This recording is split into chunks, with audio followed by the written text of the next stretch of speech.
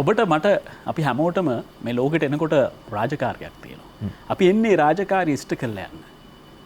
හැබැයි ඔබ දන්නවද ඒ රාජකාරිය අඳුනාගන්න නැති පිරිසක් ඉන්නවා 60% විතර කියලා. අනිවාර්යයෙන්.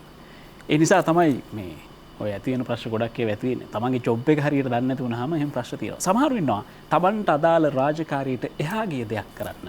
ඒ අය නිතින්ම වෙහෙසෙනවා. ඈතින් එනකොට හරි ආසාවෙන් හිටියා. අපි ඈතින් දැක්කා හතරස් කොටුව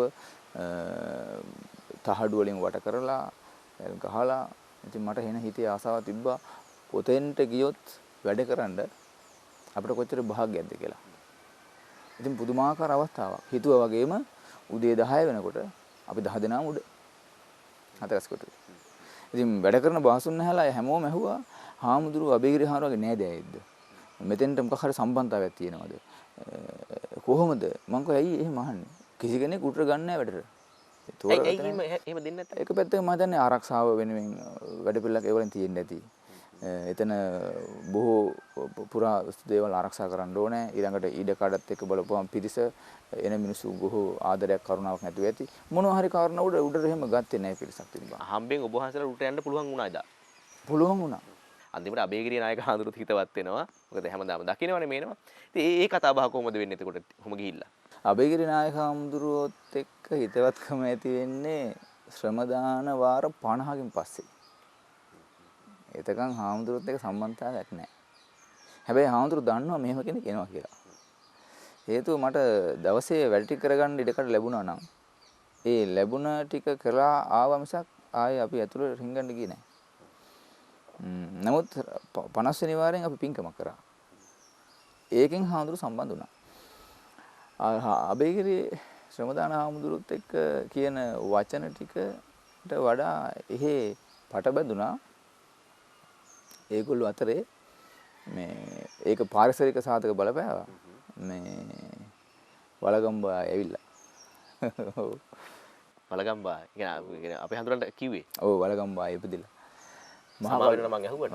කළු හින්දාද දන්නේ. ඔව් වෙන්නේ නැති නේද? ඊට පස්සේ මහා කළු සිංහලයා කියන වචන ටික මට එහෙන් මේ ආරෝපණය වුණා ඒගොල්ලෝ අතින්. ඔබ හතර කේන්ති ගියාද නැහැ? නෑ නෑ. ආසයි. හරි සන්තෝෂෙන් කතා කරේ.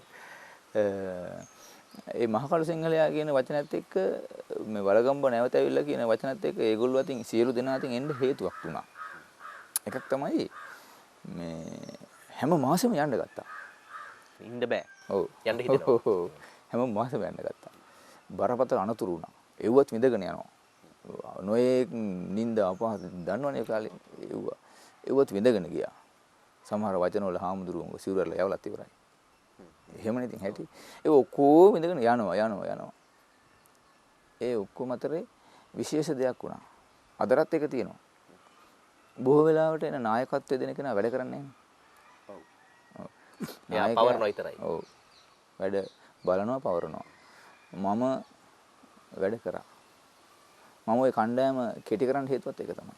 විශාල පිරිසක් අරන් ගියාම ඒගොල්ලෝ මෙහෙව ඉන්නවස මට වැඩ කරන්න කාලයක් නැහැ. ඒ නිසා මම කෙටි කණ්ඩායම කරන් ගිහලා හැමෝම වැඩට දාලා මාත් වැඩ කරා. මේක දෙමව්පියන්ගෙන් උරුමෙච්ච ශරීරය. මේ දෙමව්පියන්ගේ දෙමව්පියන්ගේ පෞරුෂත්වය. ඒකට අම්මට තාත්තට පින් සිද්ධ වෙන්න નિરાයාසයෙන් පින් සිද්ධ වෙන්න මාසිකව කරන පින්කමක් හැටියට මම උපරිම ශ්‍රමය මගේ දුන්නා. ආවෙනික ඇඳුමක් තිබුණා, ආවෙනික ගමනක් තියෙනවා, ආවෙනික කතා බහක් තියෙනවා. මේක සාසනයට ගැලපෙනවද කියලා කෙනෙකුට හිතෙන්නත් පුළුවන්. ඔව්. එහෙම කෙනෙකුට අපේ හඳුරු මොකක්ද කියන්නේ? එහෙම දේවල් මතු වුණා. නැතුව නෙමෙයි. ඒවතින් රසවත් මත සටහන් හැටි මම තියාගත්තා. මේ සමහර විට මේ හාමුදුරු නමද කියලාත් කිව්වා. ඒවට උත්තර මන් දුන්නේ නැහැ. ඉතින් හිටපු කට්ටිය දුන්නා. මේ ඇඳුම මොකද්ද කියලා ඇහුවා. ඉතින් නොයේක් දේවල් වුණා. ඉතින් මම බැලුවා මේ ඒක ශාසනයට චීවරයට හානියක් නැහැ. සිවුර පුරෝග්‍රාමයේ සිවුර දාගෙන ඇත්තරම මේක අපිට වැඩ ගොඩාක් කරන්න අපහසුයි. උඩ වැඩ කරන්න අපහසුයි. ඒ නිසා මම මේ උඩින් මේ සිවුර විතර චුට්ට පැත්තකින් තියලා මේ වැඩ කරා. ඉතින් අර ඒ ශාසනය වෙනුවෙන් ශාසනය වෙනුවෙන් හැමදේම වැඩ කරන්න.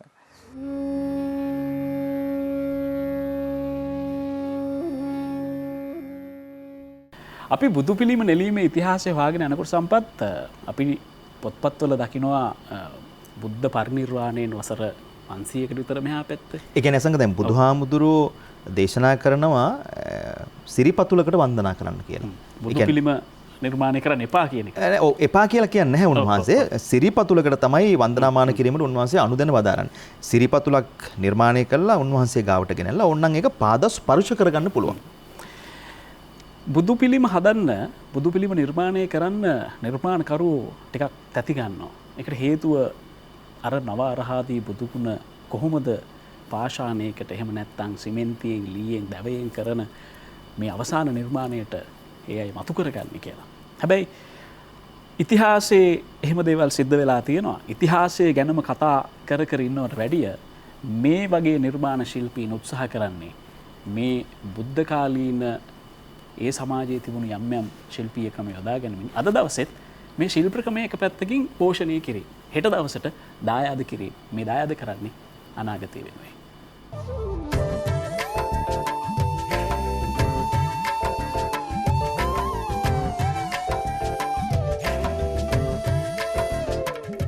මම අදහසත් ඇරියේ නැහැ. එතන ඉඳලා බැලුවා මම ක්‍රේන් ඔපරේටර් මහතුරු ගිහින් බැලුවා. කවුරු කියන්නේ එතනට බෑ එතනට ගිහින් කරන්න බෑ කියලා මේ ලොකු දැන් ටොන් 35ක් විතර ගල ටොන් 50කවත් මේ ක්‍රේන් එකක් තියෙන්න බෑ. එතන ක්‍රේන් එකක් කොහොමම ගෙනියන්න බෑ කිව්වා. ආන්දමට ඒත් මම නිකන් හිටියේ නෑ. එතන ඉඳලා මම කල්පනා කළා කොහොමද මේක ගේන්න ඕනේ කියලා. අපේ සහෝදරයෙක් ඉන්නවා මගේ මල්ලි කෙනෙක්. එයාටින් මම වගේ ටිකක් කර්මාන්තකාරයා මිනිහවත් අල්ලගෙන හැදුවා මේකට 10 wheel එකක් මේ ටොන් 50ක් විතර පටවන්න පුළුවන් ගල් ටයර් දාලා. දැන් ඔබ වහන්සේ මේ පිළිම කලාවකට තමයි යන්නේ. දැන් ශෛලමය පිළිමක අපි කිය මූර්ති කැටයන් නැත්නම් ගල් පිළිම බන එකක් ඔබ වහන්සේගේ ඇඟේ තිබුණා. ඒක සංසාරයෙන් අපි ආවා කියමුකෝ තියෙනවනේ. මේ ගැරිජ් වැඩ, යන්ත්‍ර සූත්‍ර වැඩ. දැන් ඔබ වහන්සේ කියනවා මම නිර්මාණය කරා වාහනයක් ටොන් 50ක විතර වුණ එකක් ගේන්න උනත් පුළුවන් විදිහට නිර්මාණය කරා. කොහොමද මේවා එන්නේ මේ ගැරිජ් වැඩත් කරන්න කොහොමද ආවේ අදහස? කොහොමත් මහත්තයෝ මන් දන්නේ මට පොඩි කාලේ ඉඳලම ඔයගේ මේ ඒකට දක්ෂතාවයක් තිබුණා. කැක්කුමක් ඔය කැක්කුම කියන ආසාවක් තියෙන කොයි දේ වුණත්. ගැරිජ් එකකට ගියත් බාස්ලත් කියන ඒවට මම කරන්නේ නැහැ. මම හාමුදුරු කෙනෙක් කියනද සමහරවිට උමනාකට ගැරිජ් එකට ගියන් පස්සේ මේ හාමුදුරු මොකක්වත් දන්නේ නැති විදිහට ඒගොල්ලෝ කතා කරන්නේ. නමුත් මම මට වාස්තුන ඒක කරන්න ඕනේ නැහැ. මට මෙන්න මේක කොල්ල දෙනවා කියලා මම කරන්න විදිහ කිව්වන් පස්සේ ඒගොල්ලන්ට අහිනා කියන වැඩේ කොල්ල දෙනවා. වාහනේ හදලා ගල් ටයර් මම තනියෙන් හැදුවා නෙමෙයි අපේ මල්ලි උදව් කරගත්තා. ඊගාවට මේ පට්ටල් වලින් කරගන්න තියෙන වැඩ ඉතින් ඒ තැන් වලට ගෙන් කරගෙන එනවා. ඉතින් ඒක ඒ වුණාට මේ ප්‍රධාන අනුශාසක හැටියට ළඟ ඉඳගෙන කෙරෙන්න ඕනේ මෙහෙම එකක මම ඉතින් කරනවා. ඒක ඔළුවේ චිත්‍රය තියෙන මේක කියන්නේ මේ විදිහට කියන්නේ. දැන් මේ ගල බොහොම දුක් විඳලා මේ විහාරස්ථානයට ගේනවා. ගේන ගියන් පස්සේ එතන ඉතින් විශාල පරිශ්‍රමයක් දරන්න ඕන. මොකද ඔය ඉතින් මහත්ව ඉස්සෙල්ලම දැන් ටොන් 35ක් විතර තියෙනවා ගල. මේක පටව ගන්න එපා. ඉතින් මිනිස්සුන්ගෙන් එපා පටවන්න. වාහන යන්ත්‍ර සූත්‍ර ගෙනියන්න බෑනේ. මොකද්ද කරන්නේ? ඉතින් කල්පනා කරලා යටින් හැරුවේ ඈත ඉඳලා ගලට යටින් උම ගියා. ගලට යන උම ගියක් අහරලා අර ලොරිය ඒක ඇතුළට බස්සලා හිමිහිට ජැක් වලින් බැස්සුව අර වාහනේ උට්ට. මාසයකට වැඩිය ගියා කොහොම හරි වාහනේ උට්ට පටව ගන්න ගල. දති ගානක් තිස්සේ ඇදලා තමයි ටේලර් රූට් එක ගත්තේ ගල.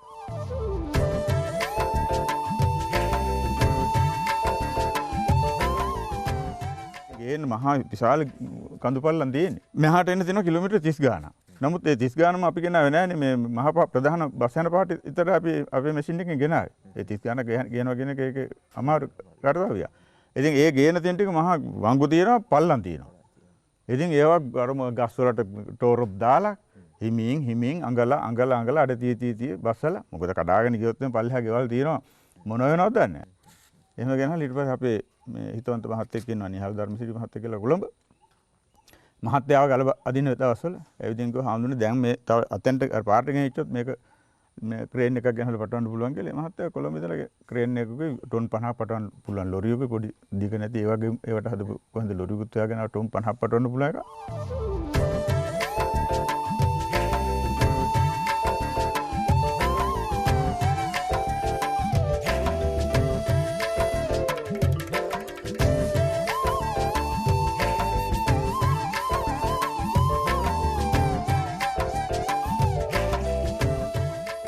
දැන් ඔබ වහන්සේ එක තැනකදී ගැරිජ් බාසුන් හැකෙනෙක්ගේ භූමිකාව රඟපානවා. තව තැනකදී ඔබ වහන්සේ කැටයන් ශිල්පියෙක්ගේ භූමිකාව රඟපානවා. ඊට පස්සේ ඔබ වහන්සේ ගල් වඩුවෙක් වෙන්න පටන් ගන්නවා.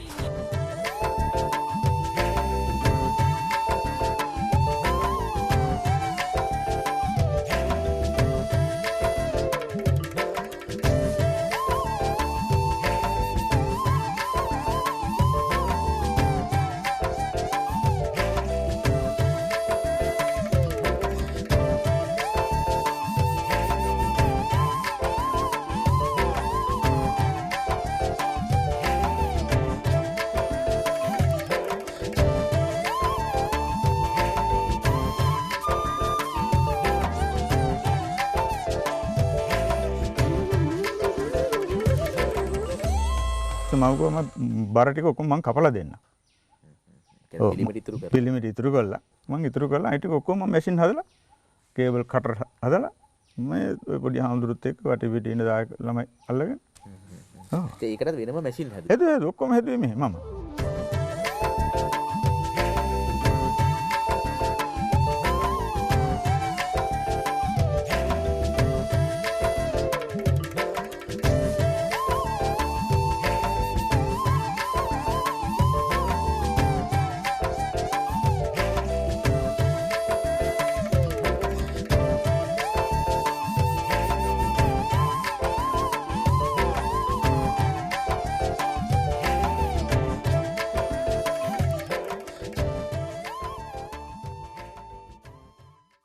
ඒතරට එහා පැත්තේ අපි දැක්ක අපි හඳුනේ අර ලස්සන ලියවැල් කැටයන් ඒ කියන්නේ බහිරව රූප ඇත් රූප ඒ වගේ දේවල් නිර්මාණය කරලා තියෙනවා. ඒ සියුම් කැටයන්.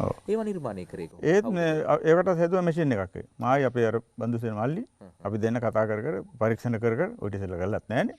වර්ධිනේවත් තියෙනවා. පරීක්ෂණ කර කර ලංකාවේ කිසි කෙනෙක් 3D විදිහට මේ ගල් කැටයමක් කපන්න මැෂින් එකක් නිර්මාණය කරලා තිබුණේ නැහැ මම දන්න විදිහ. අපි හැදුවා 3D කපන්න පුළුවන් ඉතින් මැෂින් එකක්.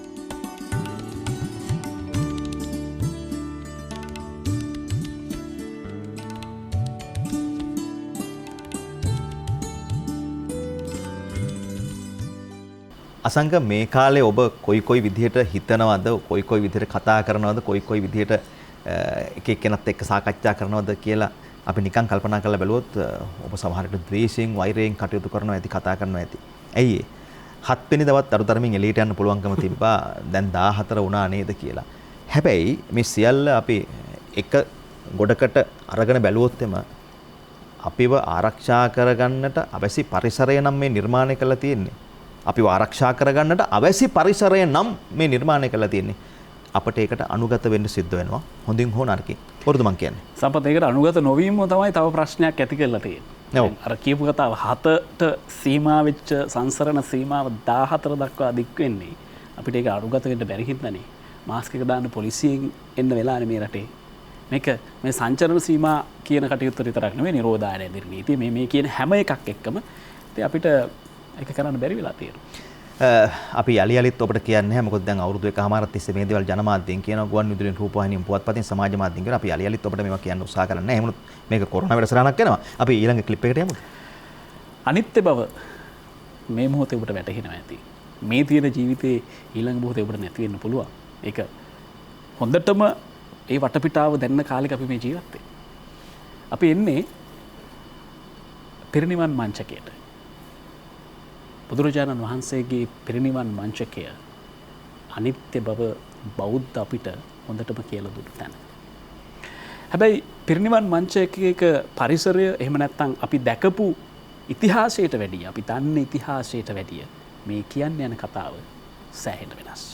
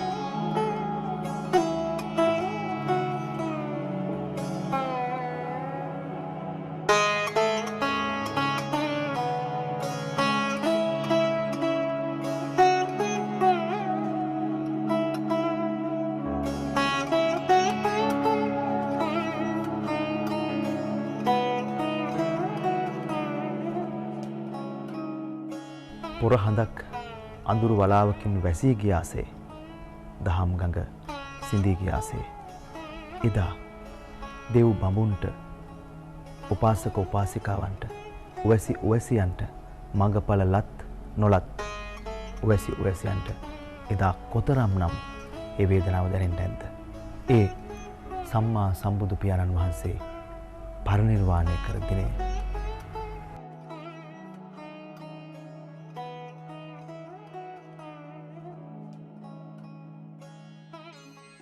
වසර 45ක් ස්වාසෝ දහසක් ධර්මස්කන්ධය දේශනා කරලා උන්වහන්සේ මල්ල රජදරුවන්ගේ සල්ලුයනේ යමක ශාලාන්තරයේ ඒ කියන්නේ සල්ගස් දෙකක් අතර උන්වහන්සේ පිරිනිවන් පිණිස සැතපුණා. නමුත් මේ සැතපුණු අවස්ථාව අදවන විට අප පිරිනිවන් මංචකයේ ලෙසින් බොහෝ විහාරස්ථාන වලට ගොස් වැඳ පුදා ගන්නවා. හැබැයි වර්තමානයේ ජීවත් වෙන කවුද මේ සිද්ධිය දැක්කේ? හැම කෙනෙක්ම හිතලා පරිකල්පනය කරලා මේක සිතුවමක් හැටියට හෝ පිළිමයක් හැටියට හෝ ප්‍රතිමාවක් හැටියට හෝ නිර්මාණය කරා. හැම විහාරස්ථානයකම ඕනෑම රටක තියෙන එකම ක්‍රමයට වඩා වෙනස් විදිහක්. අන්න ඒ වෙනස හොයාගෙනයි අපි බලංගොඩ පහු කරගෙන ශ්‍රී විජයාරාමයට පැමිණෙන්නේ.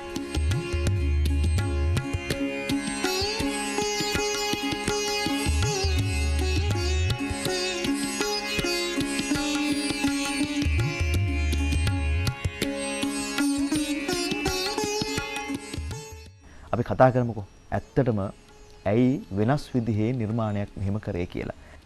කොංගස් තැන්නේ විජේවංශ අපේ නායක හාමුදුරුවෝ. අපේ හාමුදුරනේ ඔබ වහන්සේගෙන් අවසරයි. ඇත්තටම අපේ හාමුදුරනේ වෙනස් නිර්මාණයක්. ඔබ වහන්සේ මට මුලින්ම කියන්නකෝ ඇයි මේ වගේ නිර්මාණයක් කරන්න හිතුවේ කියලා. මහත්මයා මම ලංකාවෙත් ඉන්දියාවෙත් ගාක් විහාරවල ඇවිදින්න කියන්න ගියා. අවුරුදු 20ක් 30ක් ඇවිද්දා. මට ඉන්දියාවේ ගිහිල්ලා සැරයක් වන්දනා කරන අවස්ථාවේදී ඒ කුසිනාරාවේ තියෙන කුසාන් යුගයේ ඉදි කරලා තියෙන බුද්ධ ප්‍රතිමාව බුදුහාරවන්ගේ පරිනිර්වාණ මන්ත්‍රක සිද්ධ වෙච්ච පිරිනිවන් පෑම සිද්ධ වෙච්ච අවස්ථාවේ ෆිල්ම් කරලා චීන හාමුදුරු කෙනෙක් නිර්මාණය කරපු ප්‍රතිමාවක් හැටියට ඒ කුසිනාරා විහාරයට මට යන්න සිද්ධ වුණා. මට ගියාම විශාල කම්පනයක් ඇති වුණා. අපේ ලෝතුරා බුදුරජාණන් වහන්සේ මේ පිරිනිවන් පාලා තියෙන හැටි ඒ ස්ථානයේ පිළිඹු කරලා තියෙනවා. ඒ හාමුදුරුව පුදුම වේදනාවක්, පුදුම සංවේගයක්, දුකක්, කම්පාවක් ඇති වුණා. මට සිහි නැති වුණා පළවෙනි අවස්ථාවේ විහාරයේ තුලට ගියාට පස්සේ. ඒ තරම් සෑම කෙනෙක්ම අපිත් එක්ක ගිය දායකයොත් එහෙමයි. මගේ හිතේ විශාල වේදනාවක්, කම්පනයක් ඇති වුණා. අනේ අපේ මේ බුදුහාරෝ පිරිනිවන් පාලා තියෙන ආකාරය කියලා ඒ ප්‍රතිමාව දැක්කම වේදනාවක් ඇති වුණා. ඒක මට ඒ වෙලාවේ හිතුණා මම අපේ විහාරයක් හදන්න මෙතන පරණ විහාරයක් තිබුණා සමාජ පිළිමයක්. එහෙමයි. මේ 4 වෙනි සතිය පිළිඹු කරන. එහෙමයි. පිළිමයක් හැටියටයි විහාරය නිර්මාණය කරලා තිබුණේ පොඩි විහාරයක්. ඒක කඩලා මේ අලුත් ලොකු විහාරයක් හදන්න අපි අතිවාරම දාලා තිබුණ මේ වෙන විට. ඒ නිසා මට හිතුණා මේ විහාරය ඒ විදිහේ පරිනිර්වාණ මන්ත්‍රකය බුදුහාරවන්ගේ පිරිනිවන් පෑම. උන්වහන්සේ පිරිනිවන් පෑවට පස්සේ උන්වහන්සේගේ දේහය තැන්පත් කළ තිබිච්ච ආකාරයට ප්‍රතිමාවක් හදන විදිහට විහාරය හැදුවොත් හොඳයි කියන ආකල්පයක් ඒ දවස්වල ඇති වෙලා තිබුණා. ඉන්දියාවේ ඉඳලා ආවට පස්සේ මේ විහාරය නිර්මාණය කරන්න ගිහිල්ලා මම හැමෝටම ලංකාවේ ඔය වැවරු කන්වල වෙහෙරේන මුල් කිරිගල පොළොන්නරුව අනුරාධපුර ආදී විවිධ ප්‍රදේශවල ඇවිදලා මාස ගාණක් බැලුවා ඒ විදිහේ පරිනිර්වාණ මන්ත්‍රක විහාරයක් කොහෙද ලංකාවේ හදලා තියෙන්නේ කියලා. කොහෙවත් තිබුණේ නැහැ. හැමතැනම ගිහිල්ලා බලපුවාම තිබුණේ සතපි පිළිම තිබුණා. හිටි පිළිම තිබුණා, වැඩ ඉන්න පිළිම තිබුණා, සතපි පිළිම තිබුණා. පරිනිර්වාණ මන්ත්‍රකයක් නිසාකාරයට පිළිඹු වෙන විහාරයක් කොහෙවත් දැක් ගන්න ලැබුණේ නැහැ. එකම ස්ථානයක විත්‍යක චිත්‍රයක් උතරක් තිබුණා මේ රත්නපුරේ මම තන්නේ සෙන්ට කියන්නේ කුරුවිට අර ධාතුන් වහන්සේ දන්ත ධාතුව එහෙම තැන්පත් කළ තිබිච්ච විහාරය. ඒ බිත්තියේ විතරක් ඇඳලා තිබුණ ඒ උඩුබැලියන් අතට මේ චිත්‍රයක්. ඔබ ගියපු විහාරස්ථානයේ ඔබ ගියා නම් පිරිනිවන් මංචකය වැඳ පුදා ගන්නට ඒ හැම තැනකම තිබුණේ සැතපෙන පිළිමයක්. හැබැයි පිරිනිවන් පිළිමය කියලා පිරිනිවන් මංචකය කියලා අපි හඳුනාගන්නේ අර දෙපා වල ඇති ඇඟිලි වල ප්‍රමාණය එහෙ මෙහෙවීම තුල. අපි හැමෝටම එතකොට දැන් ඇත්තටම අපි දැක්කේ නැහැනේ උන්වහන්සේ පිරිනිවන් පාලා ඉන්න ආකාරය. හැබැයි පිරිනිවන් පාපු ආකාරයටම වහන්සේ මේ පිළිමය හදනවා. ඇයි මේ විදිහට උපකල්පනය කරේ හාමුදුරනේ? දැන් ලංකාව දැන් මහත්මයා මේකේ හරි අමාරුවක මට මේ මගේ ආකල්පයේ තිබුණාට මේ හදන්න කියලා මම ප්‍රතිමා ශිල්පීන් ප්‍රතිමා නිර්මාණය කරන බාස්වරු ප්‍රතිමා ශිල්පීන් කියන්නේ ඒගොල්ලෝ හුඟක් හමු වුණා. හමු වෙලා ඒගොල්ලෝ එක්ක සාකච්ඡා කළා මේ විදිහේ ප්‍රතිමාවන් තියෙනවා මට හදන්න ඕන කියලා. කවුරු ප්‍රතික්ෂේප කළා? බෑ කිව්වා. ඒ සමාජයේ දොස් අහන්න වෙයි කියලා. සමාජයෙන් දොස් අහන්න වීමම නෙවෙයි. එහෙම එකක් දැකලා නැහැ කිව්වා. එහෙම එකක් අපිට කරන්න බෑ. නිර්මාණය කරන්න බෑ. කියන්නේ නිර්මාණශීලී ප්‍රතිමා ශිල්පී නැති කමේ ප්‍රශ්නේ තමයි බලපෑවේ. මේ ගොඩකවල ඉන්නවා රුවන් කියලා බාස්තුන්නා කෙනෙක් චිත්‍ර ශිල්පී ප්‍රතිමා නිර්මාණය කරනවා. එයා කිව්වා ආනුන මම ඔබ වහන්සේ කියනවා නම් යම් කිසි කාන්න. නැත්තම් ඔය ඡායාරූප දැකලා ඔය විදිහට හදන්න බොහොම අමාරුයි. ලංකාවේ කොහොමවත් කොහොම හදලත් නැහැ. ඔකට යම් විරෝධතාවක් ඇති වෙන්න පුළුවන්. සාමාන්‍යයෙන් මිනිස්සෙක් මිය ගියාට පසුව ඒ මෘත ශරීරය තැම්පත් කරන ස්වභාවයක් තියෙනවා. අපි කියන්නේ උඩුකුරුව සයනය කරනවා කියලානේ කියන්නේ. ඉතින් බුදු පියාණන් වහන්සේගේ ශ්‍රී දේහේ පවා ඒ ආකාරයට එදා සල්ගස් දෙකක් අතර මල්ල රජදරුවන්ගේ ඒ සල්ලුවේනේදී තියෙන්නට ඇති. මෙන්න මේ අදහස තමයි අපේ හාමුදුරුවෝ පරිකල්පනය කරේ.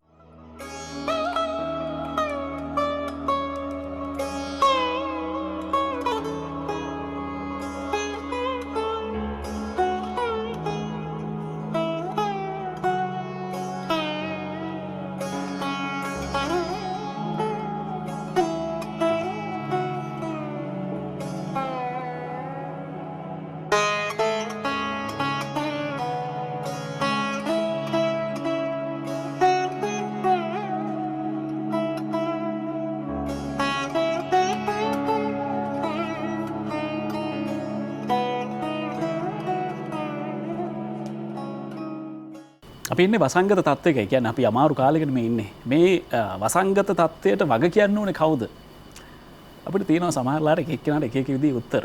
හැබැයි අවසානයේ අපි ආපහු අපි දිහාම හැරලා බැලුවම මේ වසංගතේ පාලනය කරගත්තේ නැත්තේත් අපි කියන තැනට මේ කතාව අරගෙන එන්න පුළුවන්.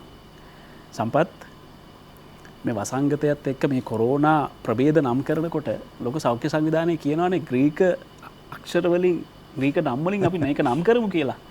ඒකට හේතුව විදියට ඒගොල්ලෝ කියන්නේ අර රටේ ප්‍රභේදය, මේ රටේ ප්‍රභේදය එහෙම කියලා කවුරුත් අපහසුතාවයටපත් නොකර ඒ රටට අපකීර්තියටපත් නොකර අපි ඒක වෙනම තැනකට ගෙනියන්න. අනික තව එකක් දැන් ග්‍රීක අක්ෂර කියන්නේ මල අක්ෂර වෙන්න පුළුවන් වර්තමානයේ සමාජයේ භාවිත නොවන. ඉතින් ඇත්තටම මිනිසුන්ගේ හිත් වලින් මේක මරලා අයින් කරන්න, මේ සිතුවිල්ල මරලා අයින් කරන්න වෙන්න ඕනේ ලෝක සෞඛ්‍ය සංවිධානය ඒ වගේ තීරණයක් ගත්තේ. ඉතින් ඒ නිසා අරයාද මෙයාද කවුද කිය චෝදනා කර ඉන්නවට වැඩිය, ඇඟිල්ල දික් කර ඉන්නවට වැඩිය අපි පරිස්සම් වෙමු. ඊළඟ තප්පරේ ඊළඟ මොහොතේ ඔබ ආසාදිතයෙක් නොවී ඉන්න වග බලා ගන්න. අපි පුංචි විරාමයක් ගන්න.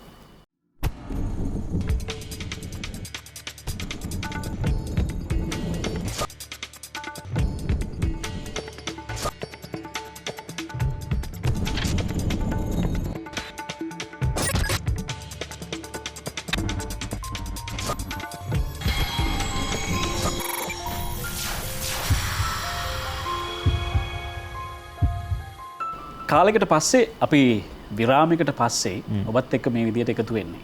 මේ විරාමය අපිට දුන්නේ කොරෝනා වසංගතය. ඒ වසංගත තත්ත්වයත් එක්ක ඔබත් අපත් මේ වෙලාවේ සංචරණ සීමාවලට අනුගත වෙලා ගෙදරට වෙලා ඉන්නවා. කොරෝනාව වසංගතයක් විදියට එන්නේ අපේ කරුමෙට. සමහරු එහෙම කියනවා. අයහපත් කාලගුණ තත්ත්වයෙන් මේ වෙලාවේ අපේ රටේ මිනිස්සුන් දුක් විඳින්නේ අපේ කරුමෙට. තවත් සමහරෙක් එහෙම කියනවා. කොහෙදෝ ගියපු නැවක් ඇවිල්ලා අපේ මුහුදු සීමාව, අපේ මුහුදු පරිශ්‍රය අපවිත්‍ර කරන්නේ ඒකත් අපේ කරුමෙට. ඇත්තටම මේක අපේ කරුමෙද? මම එහෙම ඇහුවොත් ඔබට එක විදිහේ උත්තර තියෙන්න පුළුවන්. හැබැයි මෙහෙම කතාවක් තියෙනවා. වැඩකට නැති මිනිස්සු කරුමයට බයිනවා. අසංක විඥානය මිනිසුන්ගේ බලාපොරොත්තු ඇති කරනවා. බලාපොරොත්තුවෙන් තොර විඥානයකුත් විඥාණයෙන් තොර බලාපොරොත්තුකුත් නැහැ. යම් යම් දේවල් ආර්ථික වශයෙන් ළඟා කරගන්න බැරි මිනිස්සු ওই විදිහට කියනවා වෙන්න පුළුවන්. සියල්ල කර්ම නිසා උදා වුණා කියලා. ඒකට හේතුව ඒ උදවියගේ බලාපොරොත්තු ඉටු කරගන්න බැරි වුණු තැන ඒගොල්ලෝ විශ්වාස කරනවා. කර්මයට බාර දීලා අත පිහදා ගන්න. හැබැයි මිනිස්සු හැටියට මේ සියල්ල වෙනස් කරන්න පුළුවන් වෙන්නේත් අපිටමයි. බුදුහාමුදුරු දේශනා කරනවා manussත්ත්ව පටිලාභෝ පරම දුර්ලභෝ කියලා. එහෙනම් මිනිසත් බව ලැබූ ඕනෑම කෙනෙකුට තමාට මුණ දෙන්න සිදුවන ඕනෑම දෙයක් ධම්මානුධම්ම පටිපදාවට වෙනස් කරගන්න පුළුවන්. මම යලිත් කියන්නේ ඒක කරන්න පුළුවන් වෙන්නේ මිනිස්සුන්ටමයි. කරුමේ කියන එක උරුම කරගන්නෙත් ඔබමයි. කරුමේ පැත්තකට තියලා වෙන ගමනක් යන්න තීරණය කරන්නෙත් ඔබමයි. ඔබට පුළුවන් මේ දෙකෙන් කෝක හෝ තෝරගන්න. අපි තෝරගන්නේ දැන් වෙනස. බලන්න වෙනස.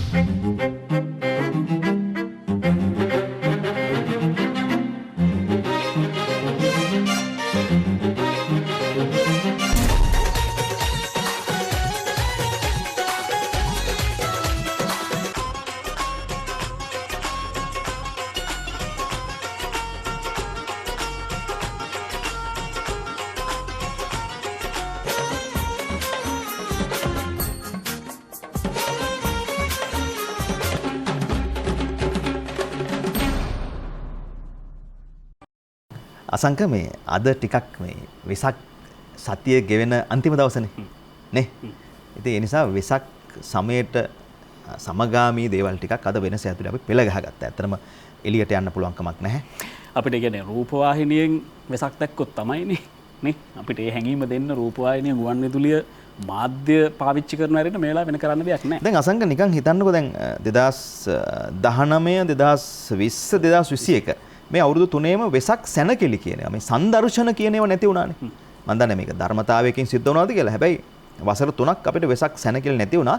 ගෙදර ඉඳලා මිනිස්සු ආධ්‍යාත්මික සූපත් කරන විවිධ ක්‍රමවේද වලට දහමට අනුව යොමු වුණා. මේකත් ඇතැම් වෙලාවට සබා දහමේ යම්කිසි මේ මඟ පෙන්වීමක් වෙන්නත් පුළුවන්. මම අර කිව්වේ වෙසක් එකට ගැලපෙන දේවල් කීපයක් අපි තෝරගත්තා. මේ ඔක්කොම පරණ දේවල් නේ. ඔව් ඒ කියන්නේ අලුතෙන් අපිට එලි පහලියට යන්න පුළුවන් කමක් නැහැ. පරණ දේවල් වුණත් ඔබට බලන්න හිතෙන ඔබ ආස කරන දේවල්. මේ වෙලාවේ තියෙන මේ අපිට තියෙන සීමාවන් එක්ක ඔබට ගෙදරින් එළියට බහින්න බෑනේ. හැබැයි ඔබ අපි හැමෝම කැමති පොඩි විවේකයක් හම්බුනාම ඒ විවේකයේ එක එක විදියට උක්ති විදින්න. සමහර විට ඒක විනෝදය සඳහා, සමහර විට ඒක අධ්‍යාපනය සඳහා. දැනුම අවබෝධය ලබා ගන්න. සමහරු කණ්ඩම යනවා සමහර තැන්. කණ්ඩම යනවා. ඒක උදේ ගිහ වෙලා ඉඳලා රැ වෙනකම්ම කනවා. පුරාවිද්‍යාත්මක තැනකට ඔබ එන්නේ ඔබේ දැනුම එහෙම නැත්නම් ඔබට ඒ සම්බන්ධව තියෙන කුකුස නැති කරගන්න, ඒ කුතුහලය නැති කරගන්න. ඔබ දන්නවද අනුරාධපුරයේ මිහින්තල පරිශ්‍රයට පස්සේ වැඩිම පුරාවිද්‍යා සාධක හම්බෙන ප්‍රදේශය මොකක්ද කියලා? ඒ තමයි මේ දකින රජකල.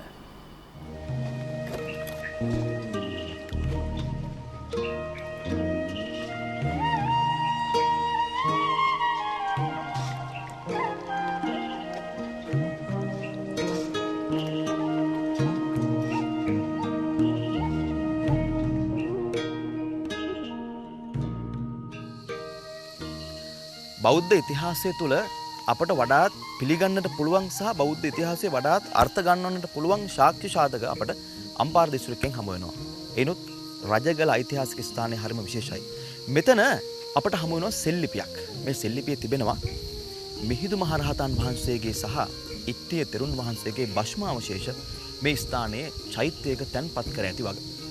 මේ ගමන අපි ඒ දේ හොයාගෙන. ඒ විතරක් නෙවෙයි. හුඟක් දේවල් පුරාවිද්‍යාත්මක වටිනාකමක් තියෙන මේ ස්ථානයේ තියෙනවා. අපි එකිනෙක ඒ හැම එකක්ම හොයාගෙන යනවා.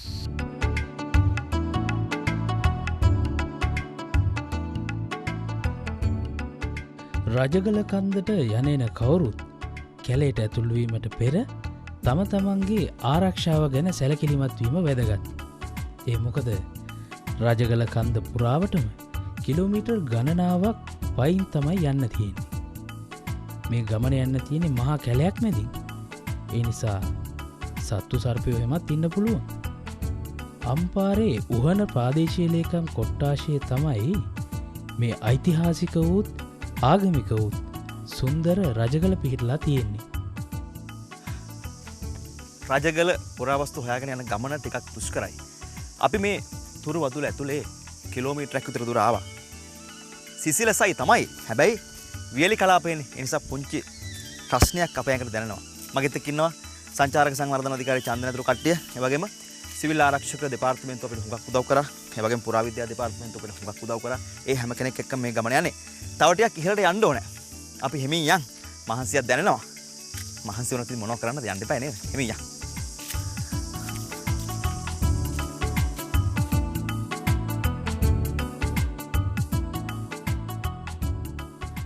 රජගල භූමිය පුරාවටම විසිරී පැතිරී ඇති නටමුන් අනුව මේ බෞද්ධ සිද්ධස්ථානයක් එහෙමත් නැත්නම් සංඝාවාසයක් ලෙස හඳුනාගෙන තියෙනවා. ඒ ක්‍රිස්තුපූර්ව 3 වන සියවසයටත් වඩා පැරණි බවටත් පැහැදිලි සාක්ෂි මේ භූමියෙන් හමු වෙලා තියෙනවා.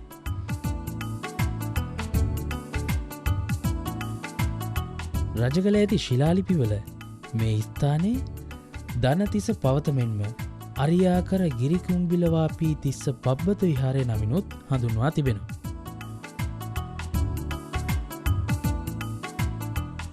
අපි කිලෝමීටර් 2ක් විතර දුර ආවා.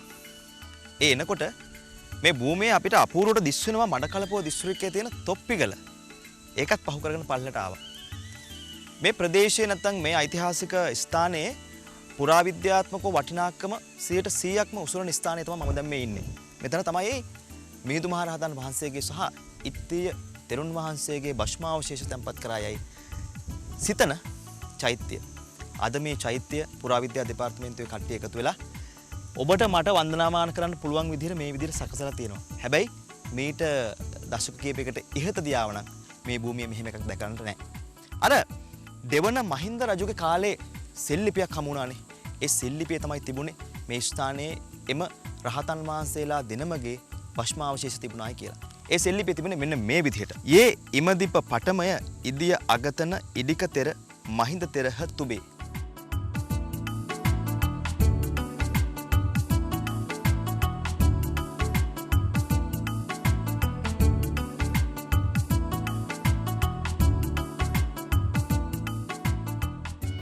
අසංක කුසිනාරාවේ යමක ශාලාන්තරයේ තථාගතයන් වහන්සේ සැතපුණ දවසේ පිරිනිවන් පාන්ට ආනන්ද හාමුදුරුවෝ විමසනවා භාග්‍යවතුන් වහන්සේ ඔබ වහන්සේ තව සුළු වේලාවකින් පිරිනිවන් පානවා. එතකොට කොහොමද කෙනෙක් සද්දස්ස කුලපුත්තස්ස තත්ත්වයටපත් වූ කෙනෙක් කොහොමද මගඵල ලබන්න අඩුතරමින් සෝවාන් ඵලයට හරිපත් වෙන්නේ? සෝතාවධානී පඤ්ඤා සුතමේ ඥානෙට හරිපත් වෙන්නේ කොහොමද කියලා අහනවා. ඇයි බුදු රුව නැහැ, බුදු හඬ නැහැ, බුද්ධ ශක්තිය නැහැ. උන්වහන්සේ පිරිනිවන් පෑවට පස්සේ බුදුහාමුදුරුවෝ දේශනා කරනවා මහා පරිනිබ්බාන සූත්‍රය. අවසානට දේශනා කරන සූත්‍රය. මේක මහා පරිනිබ්බාන සූත්‍රය. මේකෙදි බුදුහාමුදුරුවෝ පෙන්වන ස්ථාන 4ක්. ඉපදීම, බුදු වීම, ධම්මචක්කප්පවත්තනේ, පිරිනිවන් පෑම. මෙන්න මේ ස්ථාන 4 දැක ඒ ස්ථාන 4ට ගිහිල්ලා රාගදේශ මොහ හිතින් අයින් කළ යම් සමාපත්තියකට එන්න පුළුවන් නම් මිනිත්තුවක් අසුරු සැනක් මල් සුවඳ හමන වෙලාවක් කෙනෙකුට පුළුවන් වෙනවා බුද්ධ ශක්තියට අනුගත වෙන්න. හැබැයි මේ සියල්ල පෙළ ගහගෙන එනකොට වර්තමානයේ වෙන විට අපි අද මේ සියල්ල එක තැනකට සම්පින්නයි කියලා තියෙනවා. ඒ තමයි බුදු පිළිමය. අපි මේ කියාගෙන ආපු කතාව මීට වසර කීපයකට කලින් කිව්වා. අසංග කළුගල් කොතරම් තිබුණත් චන්ද්‍රකාන්ත පාෂාණ කොතරම් තියෙනවද? ඔයගේ උත්තරේ මොකද්ද? සෑහෙන නෑ අපහසුතාවයටපත් වෙන්නේ නැහැ. අඩුයි. චන්ද්‍රකාන්ත පාෂාණ අඩුයි. ඈත පිටිසර ගම්මාන වලින් චන්ද්‍රකාන්ත පාෂාණ අරගෙන ඇවිල්ලා පිළිම නෙලන ස්වාමින් වහන්සේ නමක් මේ පල්ලෙබැද්ද පැත්තේ බඹරගල රජමහා විහාරස්ථානයේ නමින් වූ විහාරස්ථානයක වැඩ වාසය කරනවා. අපි එදත් උන්වහන්සේට ගෞරවයක් හැටියට මේ වීඩියෝ එක පෙන්වුවා.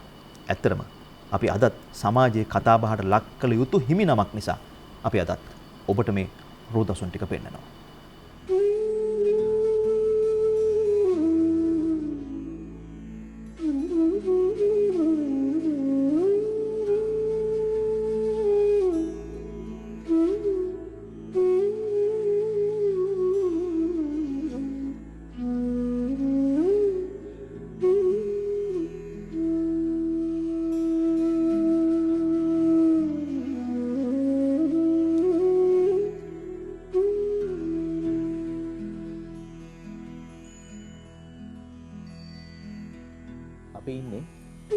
බඹරගල ආරණ්‍ය සේනාසනේ.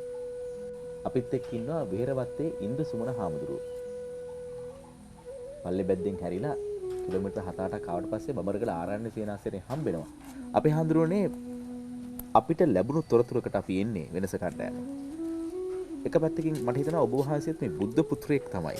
හැබැයි මම කිව්වොත් ඔබ වහන්සේත් අර විශ්වකර්ම දෙවියන්ගේ පරම්පරාවේ කෙනෙක්. එහෙම කවුරුත් කියලා නැද්ද? එහෙම ඉතින් කියනවා ඇති. මම ඔය සාමාන්‍යයෙන් මේ මොන වැඩේ කළත් මේ විශ්වකර්ම දෙවියන්ටත් මතක් කරලා තමයි මට මේක උදව් කරන්නේ කියලා සෑම වැඩකටම මතක හිටියේ.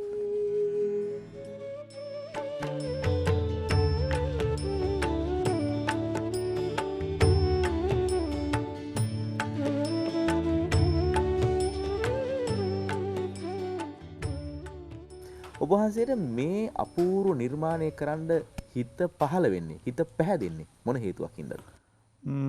ඒක එක පාටම පහළ වුණත් නෙමෙයි මහත්තයෝ. මට ඉතින් මං පොඩි කාලේ ඉඳලම මේ ගල් කැටයන් වලට ගල් වැඩ වලට විශේෂ මේ ආසාවක් වෙන පුංචි කාලේ. මං අනුරාධපුරේ යනවා ඒ කාලේ මට අවුරුදු 18 15 වගේ කාලේ. තව කවුරු හරි කැපකරුවලා මේක එක සෑම අවුරුද්දකම බස් කාලේ අවසන් වෙච්ච ගමන් බස් පාවාරණය වෙච්ච ගමන් අනුරාධපුරේ යන සිරිතක් තිබුණේ ඒක. බස් එකේ යන්නේ. ගිහින් සතියක් ඉන්නවා අනුරාධපුරේ. ගිහින් මොනවද කරන්නේ වන්දනා කරන ගමන් මේ නිර්මාණය කරලා තියෙන ඒවා ගල් පළලා තියෙන හැටි ඒවා කොහොමද කරලා තියෙන්නේ කියලා අධ්‍යක්ෂණයක් වගේ කවුරක්වත් කියලා නෙවෙයි. ඒක නිකන් ඇඟ ඇතුලෙන් මෙන්න ලොකු ආසාවක්. ඒක ගැන පරීක්ෂණ කරන්න. ඉතින් මට හිතුණා සීමා මාලක ඉදිකිරීමේදී සම්පූර්ණ මේක ගල් කැටයන් වලින් කරන්න ඕනේ කියලා. ඒ දැකපු අහපු අත්දැකීම් අනුව මට හිතුණා කොහොම හරි විහාර කර්මාන්තයේ ගලෙන්ම කරන්න ඕනේ කියන හැඟීමක් ඇති වුණා.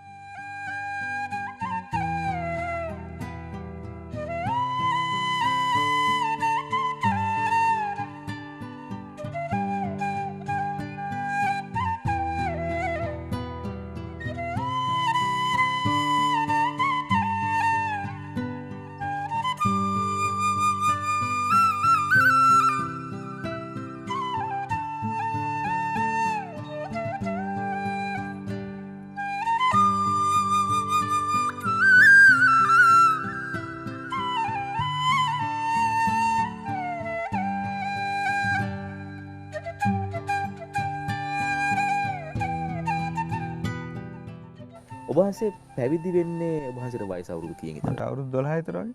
ඒතර ඔබ වහන්සේ පැවිදි වෙලා මේ ශෛලමය පිළිම කලාව පිළිබඳව යම්කිසි හදෑරීමක් කියලා දුන්නු කෙනෙක් දැනගත්තු දෙයක් කොහෙන්ද ඒක ලැබුණේ? එහෙමනම් කාගේ එහෙම විශේෂ මේ හුරුවක් එහෙමනම් කාගෙන්වත් ගත්තේ නැහැ. අර කරලා එන අත්දැකීම් අනුව තමයි ඉස්සරහට ගියේ. මේ පිළිම වහන්සේ ඔබ වහන්සේ නිර්මාණය කළ තියෙන ශෛලමය ආකාරයෙන්. අපි හිතන්නේ මේ ගල් විශේෂය සහ මේ ගල හොයාගත්තේ කොහෙන්ද? දැන් මේ ආසනය ගල නම් මේක කළු ගලක්. ඉතින් මේ මට හිතුණ අදහසක් ආවා බුද්ධ ප්‍රතිමා වහන්සේ සුදු පාට ගලකින් නෙළුවොත් නොදයි කියලා. මොකද කළු ගලකින් නෙලනවට වැඩිය සුදු පාටෙන් නෙළුවෙන් පස්සේ අපේ ශ්‍රද්ධා භක්තිය වර්ධනය වීමට හේතුවක් ඒක. ඉතින් අර කළු ගලකට වැඩිය ශ්‍රද්ධා භක්තිය ඇති වීමට මේ චන්ද්‍රකාන්ත පාසානම පුරාණේ උගා වටින නිර්මාණ වලට චන්ද්‍රකාන්ත පාසානම ඉදාගෙන තියෙනවා. චන්ද්‍රකාන්ත පාසානම කියලා කියන්නේ හඳ එළියට දිලිහෙනවා. දැන් ඉතින් මම හිතන විදිහට මේ ගල ඒ චන්ද්‍රකාන්ත පාසානම් කියන වර්ගයට ඇති. මොකද මේ ගල හඳ එළියක් ගන්න ආලෝකයක් ගන්න රැට දිලිහෙනවා. කොහෙන්ද හොයාගත්තේ? මේක බලංගොඩ කිට්ටුව කොට්ටිමුල් වල විකරවිට කියලා ගමක් තියෙනවා. මේ මට ওই පණිවිඩයක් ආවේ මෙන්න මෙහෙම ගලක් 12ක තියෙනවා කියලා විකරවිට. ඉතින් මම ගිහින් බැලුවා. මෑනල ඇතුලේ තිබුණේ 12ක අයිනේ. පොඩි සාමාන්‍ය 12. අයිනේ තිබුණේ. ඉතින් දිගපල්ල උමනා ප්‍රමාණය ගන්න පුළුවන් දෙක බැලුවා. පුළුවන්. ඒ ගමන් ඉතින් මම ගල පළලා දැන් මේක ගේන්න එපා. එතෙන්ට වාහනයක් යනවා කියන එක ටිකක් ලොකු වාහනයක් යන්න බෑ. පුංචි අඩි 8ක විතර පාරක් තිබුණේ. මම ওই වැඩේ පටන් ගන්න ඉස්සෙල්ලා මේක බලංගොඩ පැත්තේ ඔය ලොකු යන්ත්‍ර දූතර තියෙන මහත්මෙක් ඉන්නවා. එයා එක්කගෙන ගියා එතෙන්ට. ගේන්න පුළුවන් දෙයක්. එයා පොරොන්දුන ගහලා දෙන්නම් කියලා ගල. ඊට පස්සේ තමයි මම වියදම් කළා ගල පැලුවා. උවමනා ප්‍රමාණයට සකස් කළා. දැන් ගේන්න එයාට ගිහුම් කිව්වම එයාත් ආවා. යන්ත්‍ර දූතරානේ එයා සති දෙකක් විතර විශාල ධෛර්යයක් දැම්මා. බැරි වුණා එයාට ගල ගන්න ගොඩට ගන්න බැරි වුණා. එයා දොලෙන් ගොඩට ගන්න බැරි වුණා. බැරි වුණා. ඒ ගමන් එයා දාලා යන්න ගියා. මේ වැඩේ කරගන්න බැරුව. ආන්තිමට මම අදහසත් ඇරියේ නැහැ. එතන ඉඳලා බැලුවා මම ක්‍රේන් ඔපරේටර් මහතුරු ගෙහින් බැලුවා. කවුරු කියන්නේ එතනට බෑ එතනට ගිහින් කරන්න බෑ කියලා මේ ලොකු දැන් ටොන් 35ක් විතර ගල එන් ටොන් 50කවත් මේ ක්‍රේන් එකක් තියෙන්න බෑ. එතන ක්‍රේන් එකක් කොහොමම ගෙනියන්න බෑ කිව්වා. ආන්තිමට ඒත් මම නිකන් හිටියේ නෑ. එතන ඉඳලා මම කල්පනා කළා කොහොමද මේක ගේන්න ඕනේ කියලා. අපේ සහෝදරයෙක් ඉන්නවා මගේ මල්ලි කෙනෙක්. එයාත් මම වගේ ටිකක් කර්මාන්තකාරයා. මිනිහවත් අල්ලගෙන හැදුවා මේකට ටෙන් වීල් එකක් මේ ටෝම් 50ක් විතර පටවන්න පුළුවන් ගල් ටයර් දාලා.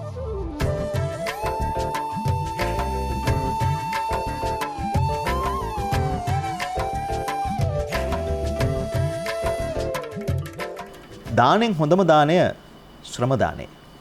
මම එහෙම කියන්නේ ඕනෑම කෙනෙකුට ශ්‍රමය දන් දෙන්න පුළුවන්. අපි දාණය දෙන්නේ ස්වාමින් වහන්සේට. හැබැයි ස්වාමින් වහන්සේට පුළුවන් ද ශ්‍රමය යලි දාණයක් හැටියට දෙන්න. මම හිතන්නේ මේක ඉතිහාසයේ යලි යලිත් සිද්ධ වෙන්න ඇති. වර්තමානයේ අප විශ්වාස කරනවා සෑහෙන කාලයකට පස්සේ අලුතෙන් සිද්ධ වූ දෙයක්. මේ ශ්‍රමය දාණය දෙන ශ්‍රම දාණය. කෙනෙකුට Taman සතුව තියෙන වස්තුව දන් දෙන්නේ නැත්තම් බැරිද Tamanගේ දහඩිය දන් දෙන්න? Tamanගේ ශ්‍රමය දන් දෙන්න. එහෙම දන් දීලා පාරමිතා පුරන බෝධිසත්වයෙක් බවට පත් වෙන්න බැයිද? මේ කතාව හොයාගෙන යනකොට අපිට පොඩි ආරංචියක් එනවා. Tamanගේ දහඩියෙන් පාරමිතා පුරන ස්වාමින් වහන්සේ නමක් ගැන අපිට තොරතුරක් එනවා. වෙනස අපි කැමරාවත් අරගෙන එනවා මේ හාමුදුරුවෝ හොයාගෙන. මේ ඉන්නේ හන්තිහේව ධම්මානන්ද අපේ පඬිත හාමුදුරුවෝ. අවසරයි අපේ හාමුදුරුවනේ. අපේ හාමුදුරුවෝ කොයි කාලෙද මහාන වෙන්නේ? මහාන වෙන්නේ වයස අවුරුදු 12න් 1995 අවුරුද්දේ මහානුනේ ගම කිට්ටුවම තවත් කිට්ටු පන්සලක් හිඟුරේගම ශ්‍රී පුෂ්පාරාමයේ මහාන වුණා 2005 අවුරුද්දේ. දැන් සෑහෙන කාලයක්. ඉතින් ඒ කාලේ සීමාව ඉඳන් තවමත් බොහොම හොඳින් ඉන්නවා මෙහි. දැන් ඔය ඔක්කොමත් එක්ක අපේ හාමුදුරුවෝ විශ්වවිද්‍යාල අධ්‍යාපනය හදාරනවා. අපි අධ්‍යාපන කටයුතු ගැන කතා කරමු. මම විශ්වවිද්‍යාල අධ්‍යාපනය ලබනවා. කැලණි විශ්වවිද්‍යාලයෙන් උපාධි ලබා ගන්න. අද වෙනකොට පිරිවෙනක මම අධ්‍යාපනය ලබා දෙනවා. ගුරුවරයෙක් විදිහට. ඔය කියන තැනටද ඔය ශ්‍රම දානය කියන සංවිධානයත් එන්නේ. ඒක තමයි මම ආරම්භ කරපු පළවෙනි සංවිධානය. ඉස්සරලාම පටන් ගත්තු සංවිධානය. සමාජ සේවයක් විදිහට. පින්කම පටන් ගන්නේ 2007 අවුරුද්දේ. ඔව්. දැන් ওই විදිහට අබේගිරියෙන්නේ ශ්‍රම දාන ආරම්භ කරන්නේ. දැන් මේ වෙනකොට අබේගිරියට ශ්‍රම දාන වාර කීයක් කරලා තියෙනවද? අපි මේ වෙනකොට අබේගිරියට පමණක් ශ්‍රම දාන වාර සිද්ධ කරලා තියෙනවා මාසෙට එක ගානේ ශ්‍රම දාන 90ක්. මාස 90ක්. මාස 90ක්. දැන් මේ වෙනකොට ශ්‍රම දාන 143ක් ඉවරයි. අබේගිරියට විතරක් 190යි. අනිත් ශ්‍රම දානත් එක්කලා 143යි. ඒ කියන්නේ මාස 143ක් තියෙනවා. 2007 අබේගිරිය මොන වගේ තත්ත්වයක තිබුණේ? 2007 අබේගිරියේ ස්වරූපය අද දකින කෙනෙක් සමහරක් විට විශ්වාස කරන්නෙත් නැහැ. කැලෑවෙන් භාගයක් වෙහිලා කිව්වොත් සාධාරණයි. දැන් ඔය විදිහට අබේගිරියට ඉස්සලාම ශ්‍රම දානට ගියේ කී දෙනෙක්ද අපි හඳුරොත්? 10 දෙනයි. 10 දෙනයි. ඔව්. දැන් සාමාන්‍ය ශ්‍රම දානයේ තුනට කී දෙනෙක් විතර යනවද? ගෙනියන්න පුළුවන් මට ඕන තරම්. මට බස් පිටින් ගෙනියන්න පුළුවන්. නමුත් එහෙම පිරිසකුත් ඉන්නවා. ඔව් එහෙම පිරිසකුත් ඉන්නවා. නමුත් ඒක මේ අසාර්ථකයි. පළවෙනිම ශ්‍රම දානට යන දවසේ අනුරාධපුරයට පාරවත් දන්නේ නැහැ. ඔබ වහන්සේ. ඔව් ඔව්. අපි යන්න පාරවත් දන්නේ නැහැ. ඒක ඔබ අනුරාධපුරේ ගිහලා නැහැ එතකොට. එහෙම මම තනියම ගිහින්නේ නැහැ. ඒ කියන්නේ මගේ නායකත්වයෙන් මම ගිහින්නේ නැහැ. ඒ නිසා වැරදි තමයි ඇත්තටම ගියේ. ඒ ගිය ගමනේ අපි ඉස්සරලාම අබේගිරිය කියලා රැවටිලා ගියේ ජේතවනයේට. ගිහින් බලපුවාම ශ්‍රම දාන නැහැ. වැඩි ඉවරයි. ඉතින් වැරදි තොරතුරක් ලැබිලාද? ආපහු හැරෙන්න බලපුවාම මේක අබේගිරිය නෙමෙයි කිව්වා. අතෙන්ට ගියා අබේගිරිය ගාවට ගියා. ඔය 2007 අවුරුද්දේ මම කියන කාලේ විශාල පිරිසක් අබේගිරිය වැඩ. මම යටින් දැක්කහම පුදුම සතුටක් ඇති වුණා. ඒ සතුට කොයිතරම්ද කියනවනම් මේ රෝම කූප කෙලිගෙන තරම් සතුටක් ඇති වුණා. මොකද කූඹි රෑම වගේ හැම පඩි පෙළකටම ඈත් නගන මිනිස්සු වැඩ සාදුකාර දෙනවා. ඊළඟට බෞද්ධ සින්දු කියනවා. ඒක බලන්න තරම් හරි සිද්ධියක් ඒ කාලේ. ඒ තරම් පිරිසක් හිටියා. ඉතින් බස් පිටින් ඇවිල්ලා හැමතැනම වැඩ. අපි ගියේ 10 දෙනානේ. ඔව්. හැබැයි පිරිමි 10 දෙනෙක් ගියේ. 10 දෙනයි ගියේ පිරිමි 10 දෙනෙක්. මම ඉතින් ගිහින් ඉල්ලීමක් කරා අපිට ශ්‍රම දානය කරන්න දෙනවද කියලා. එහෙම කිව්ව වෙලාවේ ඒ කිරු නිලධාරීන් කිව්වා කී දෙනෙක් ආවද හඳුනන්නේ. මම ඉතින් පොඩි කෙනානේ. කී දෙනෙක් ආවද? 10 දෙනයි. අපෝ 10 දෙනාද ආවේ කියලා කිව්වා. මට මේ හොද්දට මතකයි මේ. අපෝ 10 දෙනාද හඳුනන්නේ ආවේ කිව්වා. මොකද හැබැයි පිරිමි 10 දෙනෙක් ආවේ.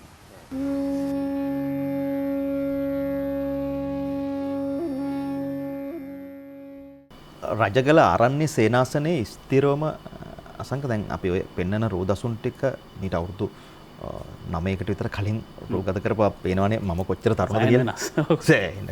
කොල්ල කාලේ. එහෙමද? ආයි දැන් කෙසේ වෙතත් අමු ශිලා යුගයක තොරතුරු අර අපි සරලවම කියනවා නම් අමු ඒ තරම් ගෙඩිය පිටින්ම ශිලා යුගයක තොරතුරුයි උතන කියන්නේ. උතන තියෙනවා මිහිඳු මහ රහතන් වහන්සේගේ භස්මාවශේෂ නිදන් කොට හදපු ඒ සෑයකට සම වූ යම්කිසි පුරාවිද්‍යා ස්මාරකයක්. මේ සියල්ලම ඊතරම් පෞරාණික නිසා තමයි අපි එදා රජගල ගියේ. රජගල ගැන හොයන ඔබට අන්තර්ජාලයෙන් සමහර විට යම් යම් තොරතුරු හොයාගන්න පුළුවන් ඇති. රජගල සෙල්ලිපියම ඉතාම ප්‍රකටයි. මේ සියල්ල වෙනස අපේ කැමරාවේ සටහන් වුණා.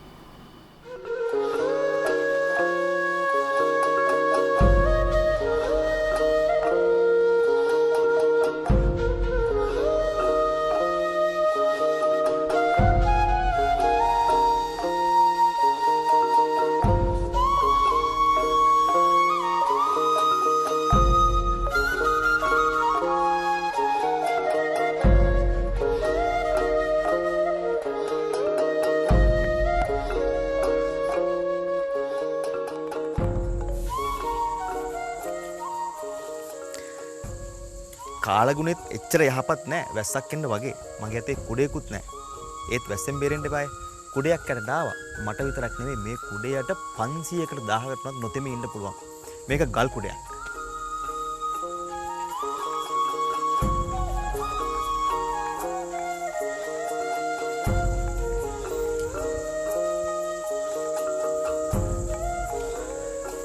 රජගල ඓතිහාසික ස්ථානයේ පුරාවස්තු එකතුවක් නේ. මේ ගල් කුඩය කටාරම් කොටලා නිර්මාණය කරපු කුඩයක්.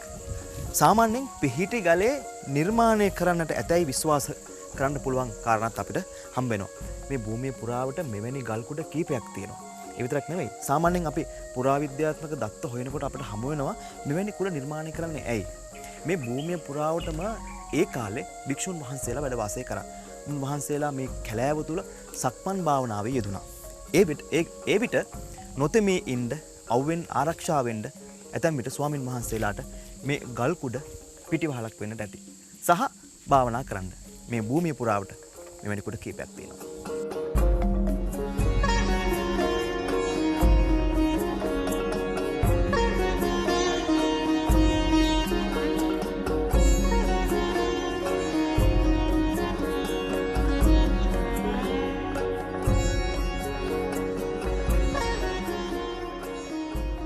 රජගලින් හමුවන දාගැප් ප්‍රතිමා ගෘහ දානශාලා බෝධිකර ආවාස ගෘහ පොකුණු ලෙන් පෙත්මං ආදී ගොඩනැගිලි නිසා මේ දියුණු සංඝාවාසයක් බවට පැහැදිලි. දානශාලාවකට පිවිසෙන දොරටුව සහ එහි ගල්කණු නටබුම්බ ගොස් ඇති ආකාරයයි මේ.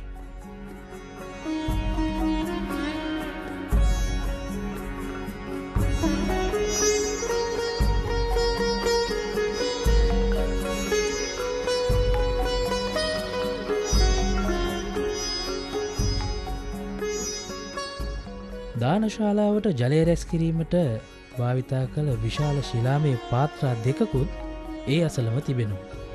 ඉන් එක් පාත්‍රයක් අද හොඳටම විනාශ වෙලා. මේවා ඉතින් නිදන් හොරුන්ගේ වැඩ.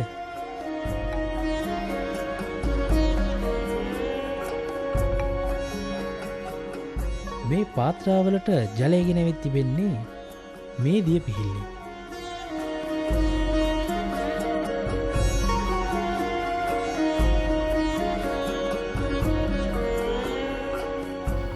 අසංක කමන්නේ අපි පොඩ්ඩක් මොනවා හරි කියමු. නැත්තම් හරි නෑනේ.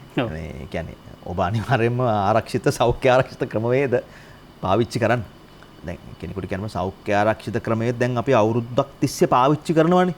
කෝ දැන් අපිට පුළුවන් වුණාද තුන්වෙනි රැල්ලෙන් ගැලවෙන්න කියලා. මේ වෙනකොට දවසට මියදෙන සංඛ්‍යාව, කොරෝනා ආසාදනය වෙන සංඛ්‍යාව දැන් අසංක දන්නවද?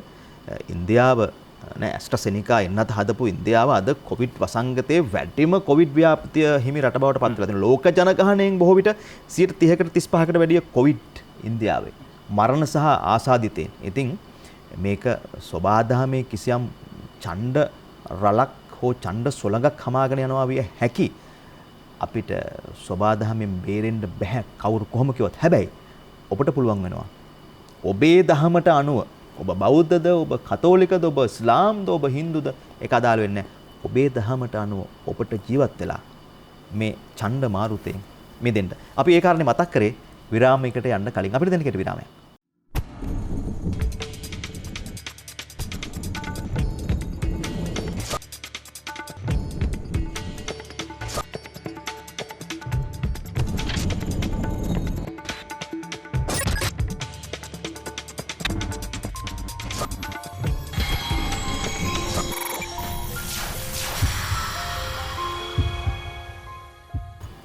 රජගල සම්බන්ධයෙන් සම්පත් විවිධ මත තියෙනවා.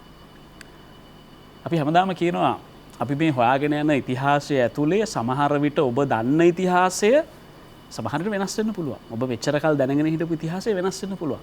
රජගල ගැන හෙට වෙනකොට තව මතයක් එන්න පුළුවන්.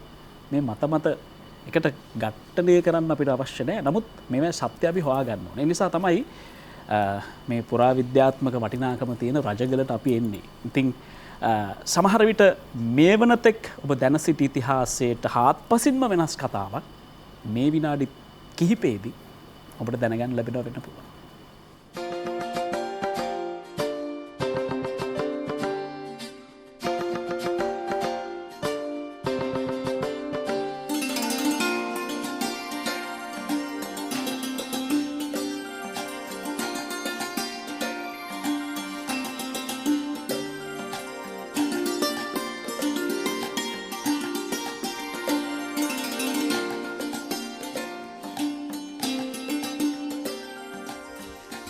රජගල ඓතිහාසික ස්ථානය තුල ලෙන් 78යි.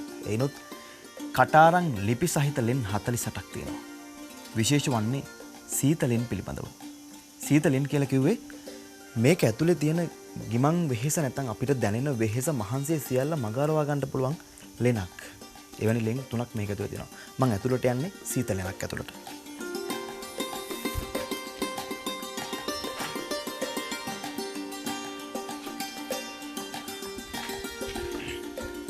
මෙවැනි දේවල් කුමන කාලයක හරියටම නිශ්චිතවම කියන්න බෑ නිර්මාණය වුණේ කොහොමද කියලා. ක්‍රිස්තු පූර්ව යුගය කියන එක අපට පුරාවිද්‍යා සාක්ෂි වලින් තහවුරු වෙනවා. මොනතරම් වියලි කලාපයක අපි හිටියත් මේ ලෙන ඇතුළට ආවම අපිට දැනුණු වෙහෙස මහන්සිය විඩාව දහදිය නිවෙන්න විනාඩි 3ක්වත් ගියේ නෑ. ඒ නිසා සීත ලෙන් කියන වචනේ 100%ක් මේ ලෙන් වලට ගැලපෙනවා. අපිට දැනගන්න ලැබුණු විදිහට මේ ලෙන් ඇතුලේ එදා ස්වාමින් වහන්සේලා නැත්නම් රහතන් වහන්සේලා මේ ලෙනට ඇවිත් මදක් නැවතිලා වෙහෙස මහන්සිය නිවා ගන්නට ඇති. මේ තියෙන්නේ උන්වහන්සේලා වැඩ හිටපු ආසන. අද මේ දේවල් ගරා වැටලා දි รา පත් වෙලා ගිහිල්ලා.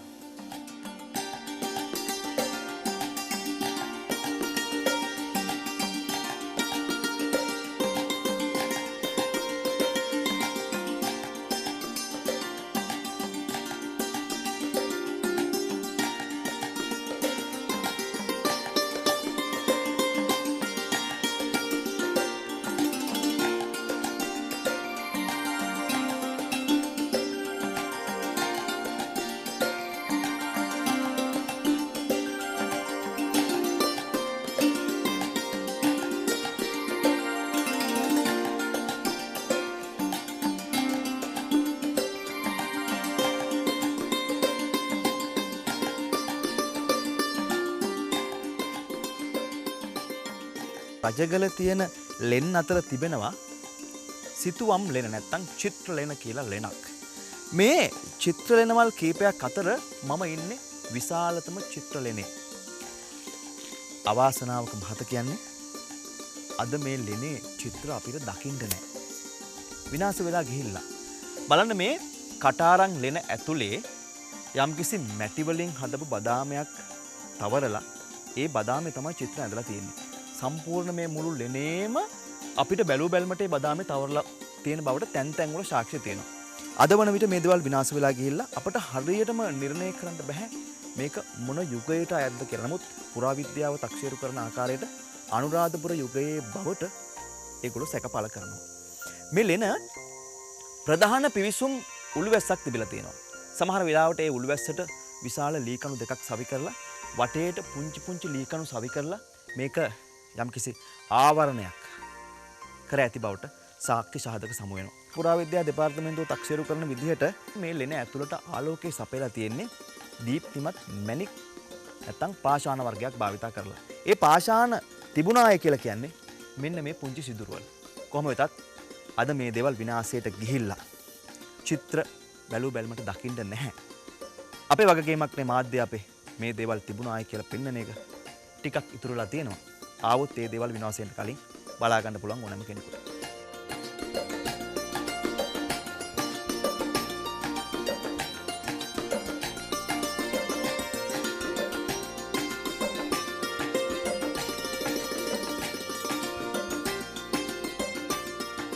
දෙනෝදාහක් බෞද්ධයින් සාදු කියන්නේ කලාකරුවගේ ශක්තියට.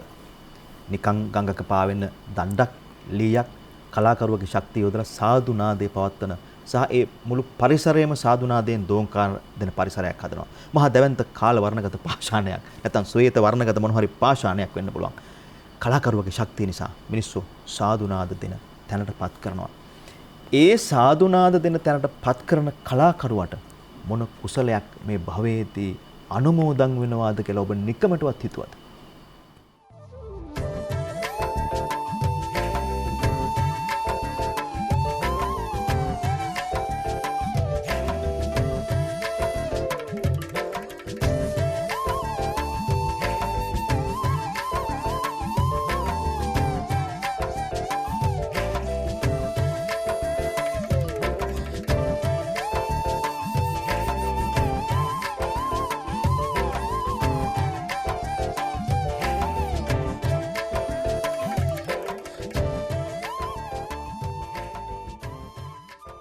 වාසේ 3D තාක්ෂණය නැත්නම් අලුත් නූතන තාක්ෂණය කම්පියුටර් මේ ඉන්ටර්නෙට් ගැන වාසේ යම්කිසි දැනුමක් තියෙනවා. මම සමාවෙන්න බංශක වයසත් එක්ක මේ මට හිතා ගන්න බෑ මේ වගේ ආරණ්‍ය සේනාසනයක ඉන්න හාමුදුරු නමක් මේ විදිහේ දැනුම නැත්නම් සමාජයේ ලෝකයේ මේ අර සමාජ ජාල මේ සම්බන්ධ දැනුමක් කොහෙන්ද උපහාසයෙන් ලැබුණේ සමාව වෙලා අපිට කියන්න. මොකද ඒක වැදගත් වෙනවා මේ සාකච්ඡාව. ඉගෙන ගන්නවා කියන එකට නම් ඉතින් වාසයක් කියලා එකකුත් නැහැ නේ මහත්තයෝ නේද? හෙට මරුණත් අද ඉගෙන ගන්න එපා. අවශ්‍යතාව ඉටු කර ගන්න. කොහොමද ඒක කරන්නේ? දැන් මේ දවස්වල මම අර මැෂින් එක නිර්මාණය කරනවා මේ ඉස්සරට වැඩි ටිකක් දියුණු තාක්ෂණය යොදාගෙන සම්පූර්ණ කම්පියුටර් සිස්ටම් එක මේකට යනවා. දැන් මේ දවස්වල වැඩ රැදවල් දෙක මම නිකන් ඉන්න දවස්වල දෙක කරන්නේ. ඉතින් කොහොම නමුත් අර මට පොඩි කාලේ ඉඳලම ඔය ඉලෙක්ට්‍රොනික පිළිබඳව ආසාවක් තිබුණානේ. ඉතින් ඒකත් එක්ක ඉතින් මොකක් හරි අවශ්‍යතාවයක් වුණොත් ඒකට ගැලපෙන විදිහට ඒක කරගන්න ඔලුවට එනවා කොහොම හරි. මම ක්‍රමානුකූල ඉගෙන ගන්නේ නැහැ. මේ කම්පියුටර් සාත්‍තර දැන් ඔය G කෝඩ් අරවම මම යන්න මට ඉගෙන ගන්න අවස්ථාවක් හම්බුනේ කෙනෙක් හම්බුනේ නැහැ ඉගෙන ගන්න. නමුත් G කෝඩ් එකෙන් කරන වැඩේ මම ඒකට වෙන උපක්‍රමයක් කරලා කොහොම හරි වැඩේට ගැලපෙන විදිහට කරගන්නවා.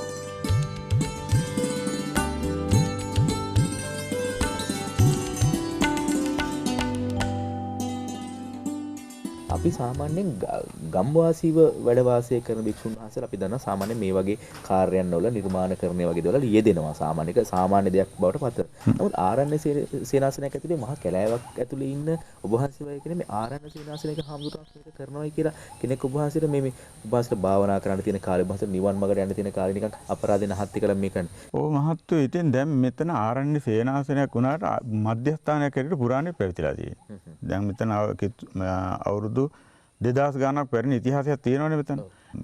මිහින්තලයේ ගත්තත් මහත්තයෝ අපි පටන් ගත්තේ මිහින්තලෙත් එදා ආරණ්‍යයක් නෙවෙයි. මිහින්තලයේ තියෙන කැටයන් දිහා මහත්තයලා ගිහින් බලන්නකො පොඩ්ඩක් කල්පනා කරලා මම නම් රෑම තුනේ දවසවල ගිහින් බලනවා. අර හාමුදුරුවෝ නාන්න හදලා තියෙන නාන්න පොකුණ සිංහ පොකුණ ගත්තා. සිංහයා මෙහෙම කරගෙන නැද්දක අරගෙන කට අරගෙන ඉනවා. කට ඇතුලෙන් ඇවිදින් වතුර ටික වැක් කරන්නේ.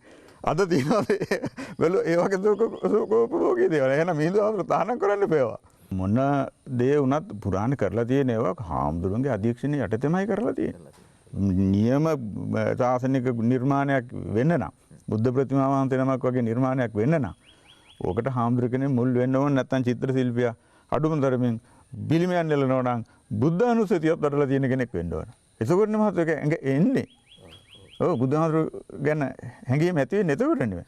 මේ ඔය සමාධි පිළිම ගත්තාත් අවකන පිළිම ගත්තාත් මාලිගාවිල මහ පිළිම ගත්තාත් එකකවත් මහත්තු නේත්‍රා කොටල නැහැනේ. නිකන් ලකුණක් කොටලා විතරයි නේත්‍රා කොටල නැහැ. දැන් මේ ප්‍රතිමා වහන්සේ අපිට පේන්නේ ඈත ඉඳලා බලනකොට නේත්‍ර ඇඳා වගේ. ඇඳලා නෙමෙයි ඔය.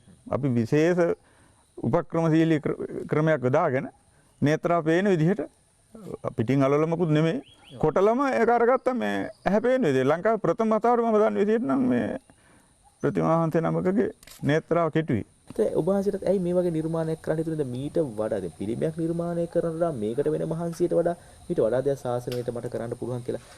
එහෙම කිව්වොත් කෙනෙක් හිතුවොත් කෙනෙක් බලන්න අද අපිට කියන්න තියෙන අයිතිය පුරාණ තියෙන නෂ්ටාවශේෂ ටිකනේ. අනුරාධපුරේ හරි උතුරු නැගෙනහිර හරි ඔය චෛත්‍ය ටික නොතිබුණා නම් ගල් කණු ටික නොතිබුණා නම් පිළිම ටික නොතිබුණා නම් මේක බුද්ධාගංකාරයෝ හිටියා කියලා කියන්නේ මොකද්ද තියෙන සාක්ෂි? ඔය ටිකට හින්දා පුරාවිද්‍යාත්මක අයිතිය නිසා මේ අපේ ඉතිහාසයේ කිසි කෙනෙකුට හොල්ලන්න බෑනේ. ඔය පුරාවස්තු ටික තියෙන එක. ඉතින් ඒක නිසා මේ වර්තමාන වෙච්ච එක අනාගතේ නොවෙනවා කියලා කියන්න බෑ. මම නම් ඔය බණ කියන කොටත් කියන්නේ යන දායක පිරිසටත් ගමක් ගානේ විහාර පන්සලක ගල් පිළිමයක් නෙල්ල තියන්නේ කියලා. ඉතින් මං හිතන්නේ අපිට සියලු වැඩ නිම කරන්න පුළුවන් ඒ කියලා මගේ මේ දැන් අවශ්‍යතාවයත් එක්ක මම අසනීපලොත් තියෙන නිසා. නමුත් මම බලාපොරොත්තු වෙන්නේ මේ අමාරුම කොටසක් තියෙනවා මේ ගල් කැටයන් ටික. ඒකයි මම මේ බිත්ති බඳින්න විහාරයක් කරන්නේ නැතුව මේ අමාරු ටිකට මුල් තැන දීලා කරන්නේ. මොකද ඒ වැඩේට කාටක් කරන්න ඕනේ. දැන් මේ ප්‍රතිමාවන්තේ තෙමෙන්න කවුරක් හරි නැහැ. ඉතින් ඒකින්ද මම බැලුවේ කොහොම හරි දැන් රැස්සලලත් මේ දවස්වල දැන් අවුරුද්දක් වෙන රැස්සලල පටන් අරගෙන. මට ඕන කරන්නේ මේ වැඩේ ඉවර කරන්න නෙමෙයි. මේ වැඩේ අමාරුම කොටස ඉවර කරන්න. මිනිස්සු හිතනවා නම් මේ වැඩේ කරලා ඉවරම කරලා සියල්ල අවසන් කරලා තමන් වැජ වෙන්න තමන් කරයි කියලා ලෝකෙට කියන්නේ. ඊට වඩා කොච්චර අහිංසක ප්‍රාර්ථනාවක්ද මේ වැඩේ අමාරුම කොටස කරලා මම මියදුනත් කමක් නැහැ. මගේ පස්සේ එන પરම්පරාව මාව ආදර්ශයට අරගෙන ජීවත් වෙයි. හැබැයි ඒ එන මිනිස්සු තව අවුරුදු 10 ගාණක් ගිහිල්ලා හරි සාදු කිය වඳින වාරයක් පාසා පූජා කරන මලක් පාසා පත්තු කරන හඳුන් කූරක් පාසා ඒ පින අපේ හඳුරන්ට අයිති වෙයි.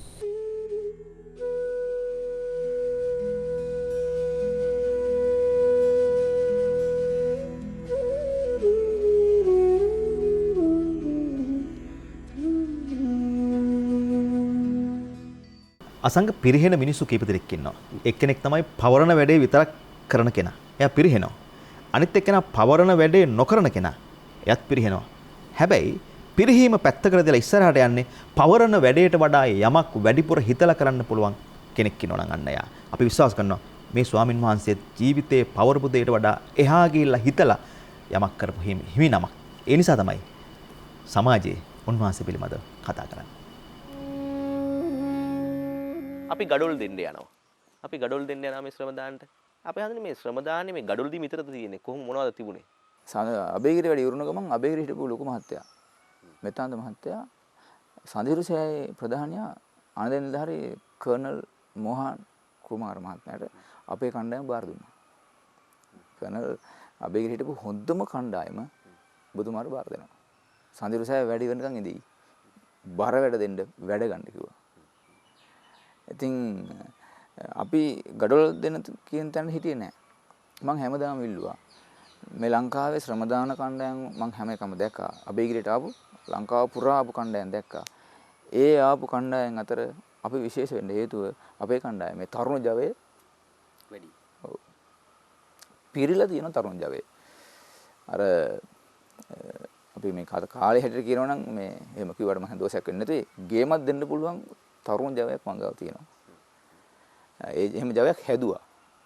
ඒක සාධාරණයි. මොකද මම තරුණ කෙනෙක් නේ. ඒ ජවයත් එක්ක මං හැමදාම ඉල්ලුවේ මට දෙන්න බර වැඩ. මං එහෙම ඉල්ලීමක් කරා. මට උන්න ගැනෙන්න වැඩ දෙන්න. උන්න ගැනෙන්න වැඩ දෙන්න. ත්‍රිකෝණාකාර හැඩයත් එක්ක මේක මේ පිරමීඩ හැඩයත් එක්ක මේක රැඳී ඉන්නවා කියන එක හරි අමාරු දෙයක්. එතකොට ඒවට භාවිතා කරන ක්‍රම මොනවද සහ ඒවා විශ්වාසද එහෙම කරන්න කියන්නේ දැන් ලණුවක් වුණත් බඳින්න අපි හදන්නේ හයිය ගහක් තියෙන්න එපා. ඔව් ඔව්. ඒ කොහොමද මේ දේවල් ගැන විශ්වාසය ඇති වෙන්නේ? දැන් මුල්ම කාලේ නම් පලංචි දාලා තිබ්බනේ. පලංචි ඉතින් ඕන උඩකට බිමින් දැන් ගහියකනේ. ඔව්. ඒ ගැන ගැටලුවක් උනේ නැහැ. පස්සේ පලංචි ගැලවෙන් පස්සේ තමයි ඉතුරු වැටි කරන්න කම දැම්මේ. අතර පලංචිම ගැලවෙන් පස්සේ ඕනකම තිබ්බේ මේ තනකොළ ගැලවීමේ කටයුතු තමයි බරපතල විදිහට තිබ්බේ. ඊට පස්සේ මෙහෙම දෙයක් මතුවුණා. උඩ අබේගිරි ස්තූපයේ වටේ පොඩි පිළිසකර කිරීමක් තිබ්බා. ඒ වගේ වෙලාවේ එව්වට දැන් මේ අමුද්‍රව්‍ය ගන්න ගැටලුවක් මතුවුණා. මොකද පලංචි සියල්ලම ගැලෙව්වා. අර විදුලි සෝපාන නැහැ. ඊළඟට බිම ඉඳන් වතුර පොම්ප කරන්න වැඩ පිළිලා තිබ්බ උඩට. ඒ ඔක්කොම ගැලෙව්වා. මේ සියල්ලම අයින් කරුවා 2014 නොවැම්බර් මාසෙ වෙනකොට වැඩි වුණානේ. එතකොට සියල්ලම අයින් කරුවා. පස්සේ ගැටලුවක් මතුවුණා වතුර ගෙනියන්නේ කොහොමද උඩට මේ වැටි කරන්න. ඊළඟට අවශ්‍ය අමුද්‍රව්‍ය ටික ගෙනියන්නේ කොහොමද කියලා ගැටලුවක් මතුවුණා. ඉතින් මම හරි වාසනාවන්ත වුණා ඒ අවස්ථාවත් අපට දුන්නා. අපි දවසට වතුර ලීටර 2000 ඇදලා තියෙනවා බිම ඉඳන් උඩට කරෙන් කලවලින්. අපිට බිම ඉඳන් උඩට ඒ කියන්නේ කොහොමද අදින්නේ? යන්න බෑනේ මං කිව්වා අර හැඩෙත් එක කොහොමද යන්නේ? අපි යන්නේ පොඩි පිරිසක්නේ. අපි පඩිපෙලේ තැන් වල ඉඳලා අර කලේ අරගන්නවා, කරේ තියාගන්නවා, පඩි දෙයක් නගිනවා, අරයට දෙනවා. දීලා හිස් කලේ අරගන්නවා, අතෙන්ට බහිනවා. අර එතනින් එහාට ගන්නවා, දෙනවා. ඔහොම අපි ඒ දේ කරා. ඒ කියන්නේ හතරස් කුටුවේ වැඩවලට. හතරස් කුටුවේ පාමුල තිබි වැඩ වයකට. ඔව්. මම කියන්නේ පලංචි ගැලවෙන් පස්සේ. පලංචි ගැලවෙන් පස්සේ ප්‍රවාහණය කරන්න වෙන ක්‍රමයක් මාර්ගයක් නැහැ. ඔව්. ඒතර අපි හදන්නේ දැන් ඔබ වහන්සේ ওই ශ්‍රම දාන කරන කාලය තුල තමයි ඔය මළුවේ කටයුතුත් කරන්නේ. ඒතකොට මේ මළුවේ කටයුතු කරන්න කොහොමද ඔබ වහන්සේලා දායකත්වය දුන්නේ මොන විදිහටද? පහපව වෙනම ශ්‍රම දාන කණ්ඩායම් නැත්තරම නැතුව ගියා. එකක් තමයි ඒවල කරන්න වැඩක් නැහැ. අනික ඉතින් ඉවරයි හින්දා ආවේ නැහැ. දැන් අපි දන්නවා ඉවර නැහැ කියලා. අපි දන්නවා ඉවර නැහැ. විවෘත කරොත් ඉවර නැහැ. ඒ නිසා චෛත්‍ය වැඩ ඉවරයි. පටන් ගමුකෝ මළුවේ වැඩ. මම ඒ වෙනකොට හතරස් කොටුවෙන් පටන් ගත්ත වීම හතරස් කොටුවේ වැඩ කළා, ගර්භේ වැඩ කළා, පේසාවේ වැඩ කරා. ඊට පස්සේ ආවා සලපතල මළුවට. සලපතල මළුව කියන්නේ දැන් නම් කාටවත් පාවහන් දෙකක් දාගෙන නම් යන්න හිතෙන්නෙම නැහැ. ගිහින් තියනව නේද? හිතෙන්නෙම නැහැ. හැබැයි මම ඔය කියන සලපතල මළුව හදන කාල සීමාවේ අපි ඒක ලොරි වල ගියේ. අපි කෙලින්ම ලොරිය කෙලින්ම උඩට මළුවට අපි යුවේ කෑවේ දරපැලුවේ ඔක්කොම අර මළුවේ. හැබැයි ඒකට උනේ මේ මහ දැවැන්ත ගස් වෙච්ච මේ ලොකු කැලෑවක් ඒක. ඒ උන්න පටන් ගත්ත සලපතල මළුවේ වැඩ. ඒගොල්ලෝ බොහොම ලස්සනට ඒක මට මතක මම ඒක අධ්‍යයනය කරා ඒගොල්ලොත් එක්ක ඉඳගෙන ඉස්සරලාම සලපතල මළුව කෙටුවා උදුළු වලින්. කොටලා පස් අයින් කෙරුවා. මම ඇත්තටම හිතුවේ නෑ අමිල මහත්තයා මේ ඔය පස් යට සලපතල මළුවක් තියෙයි කියලා. හිතුවේ නෑ. අර කොටසක් විතරක් තිබ්බ ගල් මං හිතුවා ඒ තමයි තියෙන්නේ කියලා. නමුත් මේ සලපතල මළුව කොටලා හරලා බලපුවාම සීසීකඩ විසිරෙච්ච අපිලි වලට තියෙන කළුගල් මහ දැවැන්ත කළුගල් පතුරු තියෙන සලපතල මළුව යට. මේ අවුරුදු ගාණක් හොදගෙන ඇවිල්ලා කඩා වැටලා හිතන්න මහ දැවැන්ත ගස් වැවුණා කියන්නේ කොච්චර කාලයක්ද කියලා. එහෙම තිබ්බ එකක්. ඉතින් යට මළුව පෑදුවා.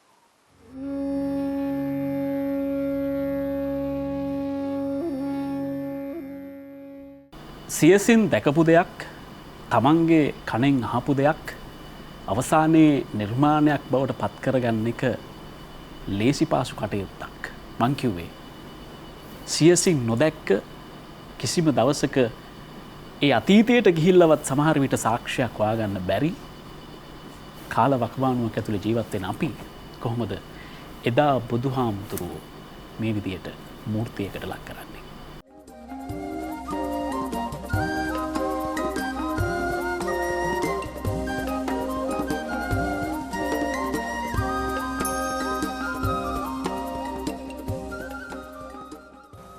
මගේ පියාණන් වහන්සේ W.A. ගුණවර්ධන එතුමා මූර්ති කලාව සහ චිත්‍ර කලාව කියන දෙකටම ඉතාම දක්ෂ ශිල්පියෙක්.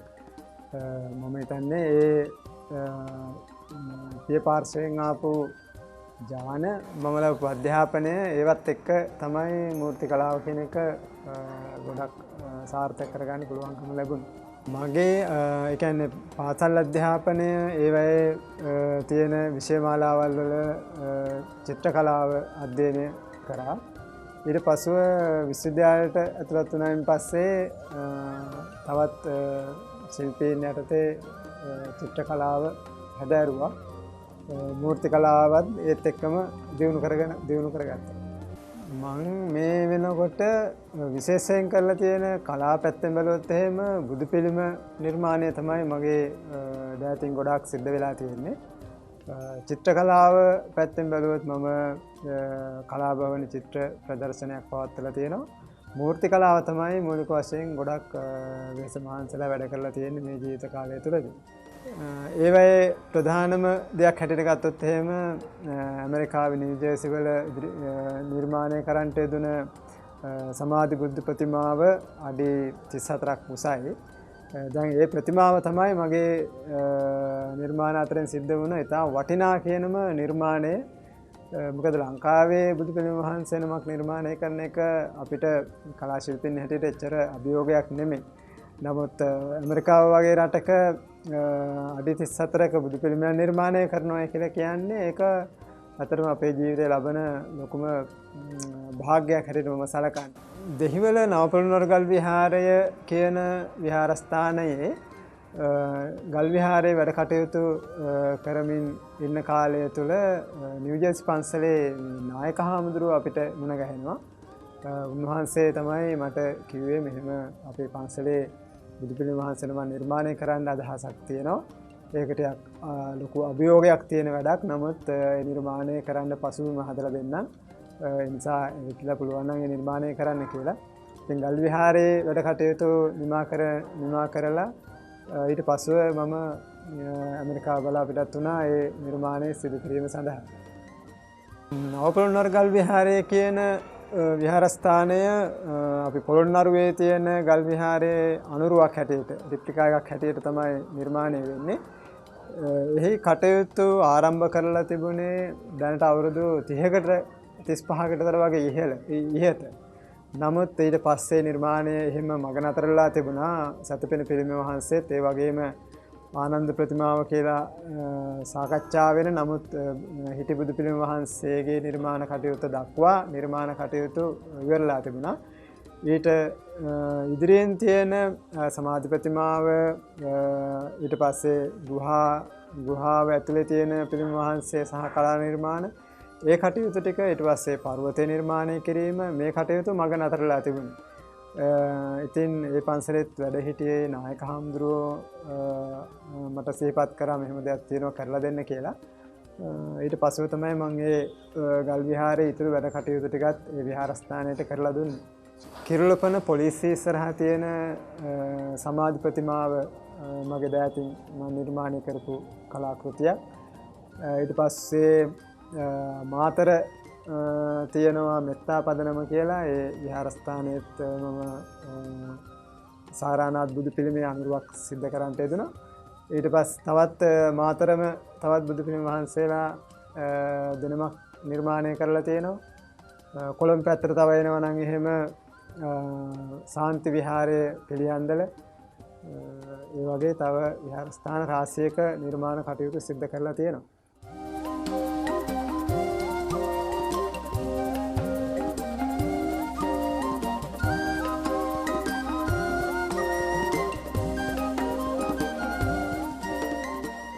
අසංග මේ ලෝකේ සංවර්ධයි කියන රටවල් ගියේ රේඛීය ගමන.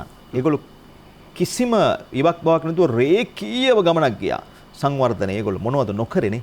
ඉදිකට්ටේ සිට ගුවන් යානය දක්වා සියල්ලම සංවර්ධනය කියලා හිතලා රේඛීය ගමනක් ගියා. හැබැයි බටහිර ලෝකේ රේඛීය ගමනක් යනකොට ඒ රේඛීය ගමන සුබයි කියලා හිතලා මේ පෙරදිග ලෝකයේ රටවල මිනිස්සුත් ඒ පස්සේ වලිගෙල්ල යන්න පටන් ගත්තා. හැබැයි ඔබ දන්නවද පෙරදිග අපිට රේඛීය ගමනක් නෙවෙයි තියෙන්නේ චක්‍රාකාර ගමනක්. චක්‍රාකාර ගමන මේක සර්කල් එකක්. හැබැයි බටහිර මිනිස්සුන්ට අමතක වුණේ මේ සර්කල් එක. අදවන විට අපිටත් අමතක වෙලා තියෙනවා මේක චක්‍රයක් කියලා. හැබැයි මේ චක්‍රයේ අසුබ කාලයක් ඇවිල්ලා සුබ කාලයක් එනවා. ඒ සුබ කාලේ අපි ඉක්මනින් මේ ලෝකෙට ප්‍රාර්ථනා කරමු. අපි කිට විරාමයකට යනවා.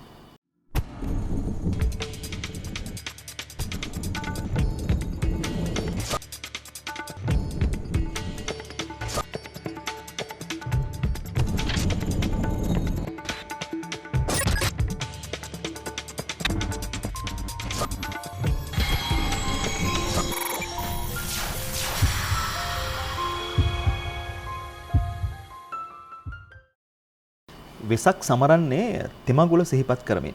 ඉපදීම බුදුවීම පිරිනිවන් පෑම. මගෙන් දවසක් පුංචි දරුවෙක් ඇහුවා සර් කොහොමද පිරිනිවන් පෑම මඟුලක් වෙන්නේ කියලා. මට ඒ වෙලාවේ උත්තරයක් දෙන්න බැරි වුණා. ඇත්තටම මේ කෙසේ වෙතත් ඉපදීම බුදුවීම පිරිනිවන් පෑම තෙමඟුල ලෙස අපි සමරනවා. අදටත් මට ප්‍රශ්නයක් පිරිනිවන් පෑම කොහොමද මගුලක් වෙන්නේ කියන එක. පිරිනිවන් මංචකය අපි සාමාන්‍ය ජීවිතයේ පන්සල් වල විහෙර විහාරස්ථාන වල දකින ඒ චිත්‍රයට, ඒ මූර්තියට, ඒ පිළිමයට වඩා හාත්පස වෙනස් නිර්මාණයක් ওই නිර්මාණය. ඇත්තටම මේ නිර්මාණය හොයාගෙන අපි දිගින් දිගටම ඇයි මෙහෙම කරේ කියලා කතා කරා.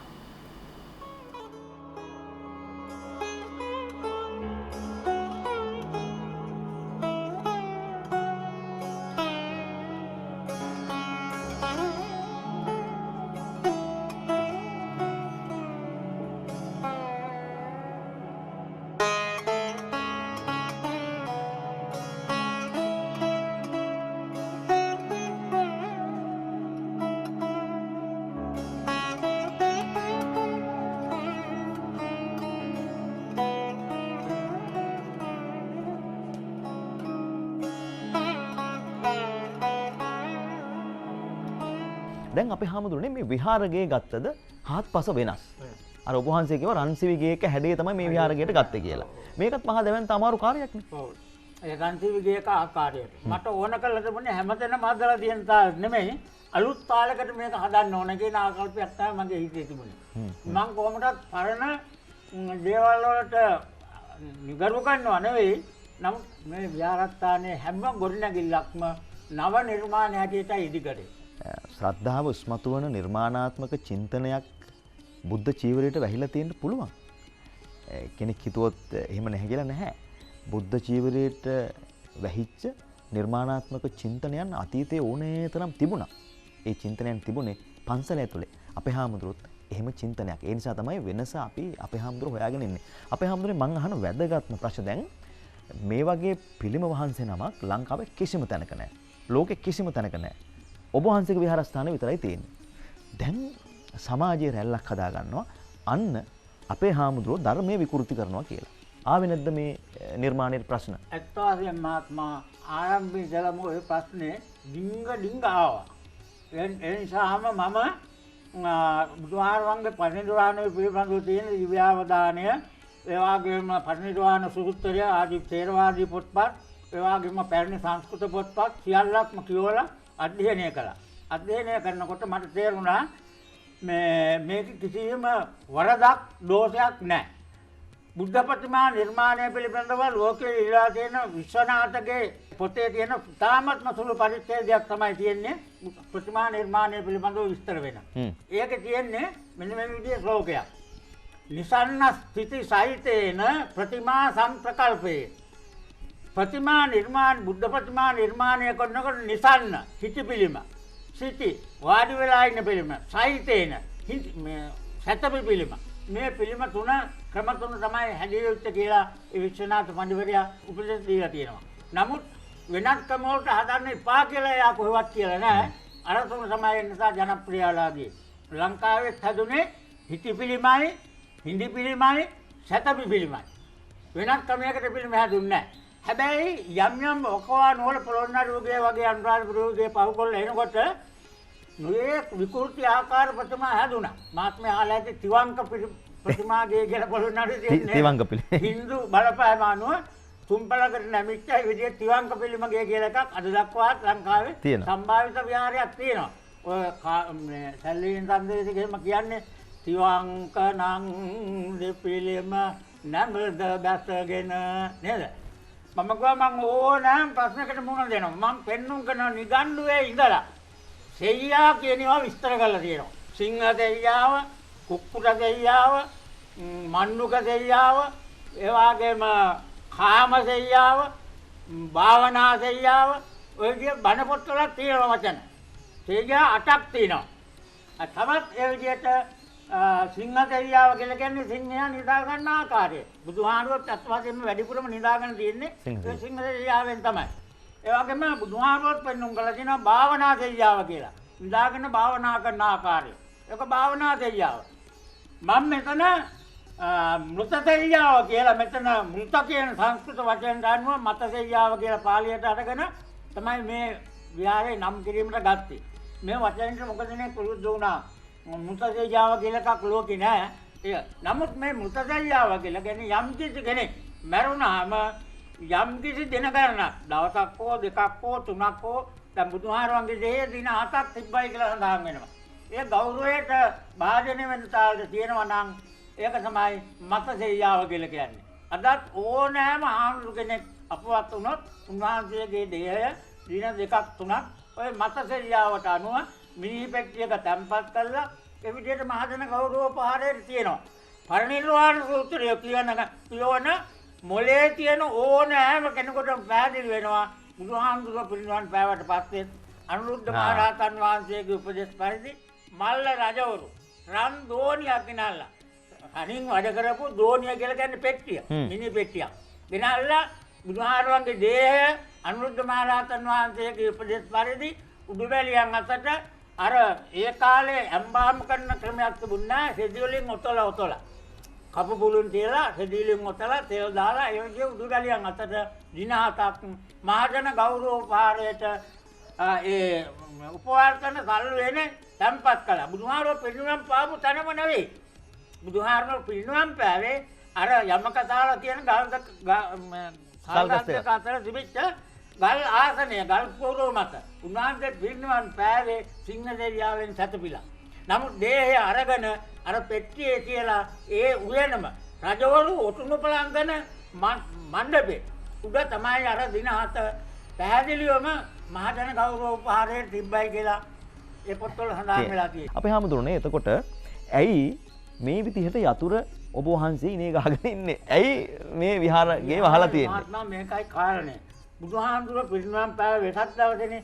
වෙසක් පහුවෙන්දා ඉඳලා දින 7ක් තමයි උන්වහන්සේගේ දේහය ওই විදිහට ඒ උපවාසන් සල්ලු වෙනිය තැම්පත් කරලා තිබුණේ. අවසන් ගෞරවය සඳහා. අන්න ඒ දින 7 තමයි මෙතෙන්දි අනුගමනය කරලා තියෙන්නේ. ඒ දින 7න් පස්සේ මේ විහාරයේ ආයුර්ත ගන්න ඊළඟ අවුරුද්දේ වෙසක් පහුවෙන්දා ඉඳලා ඒ දින 7 විතරයි.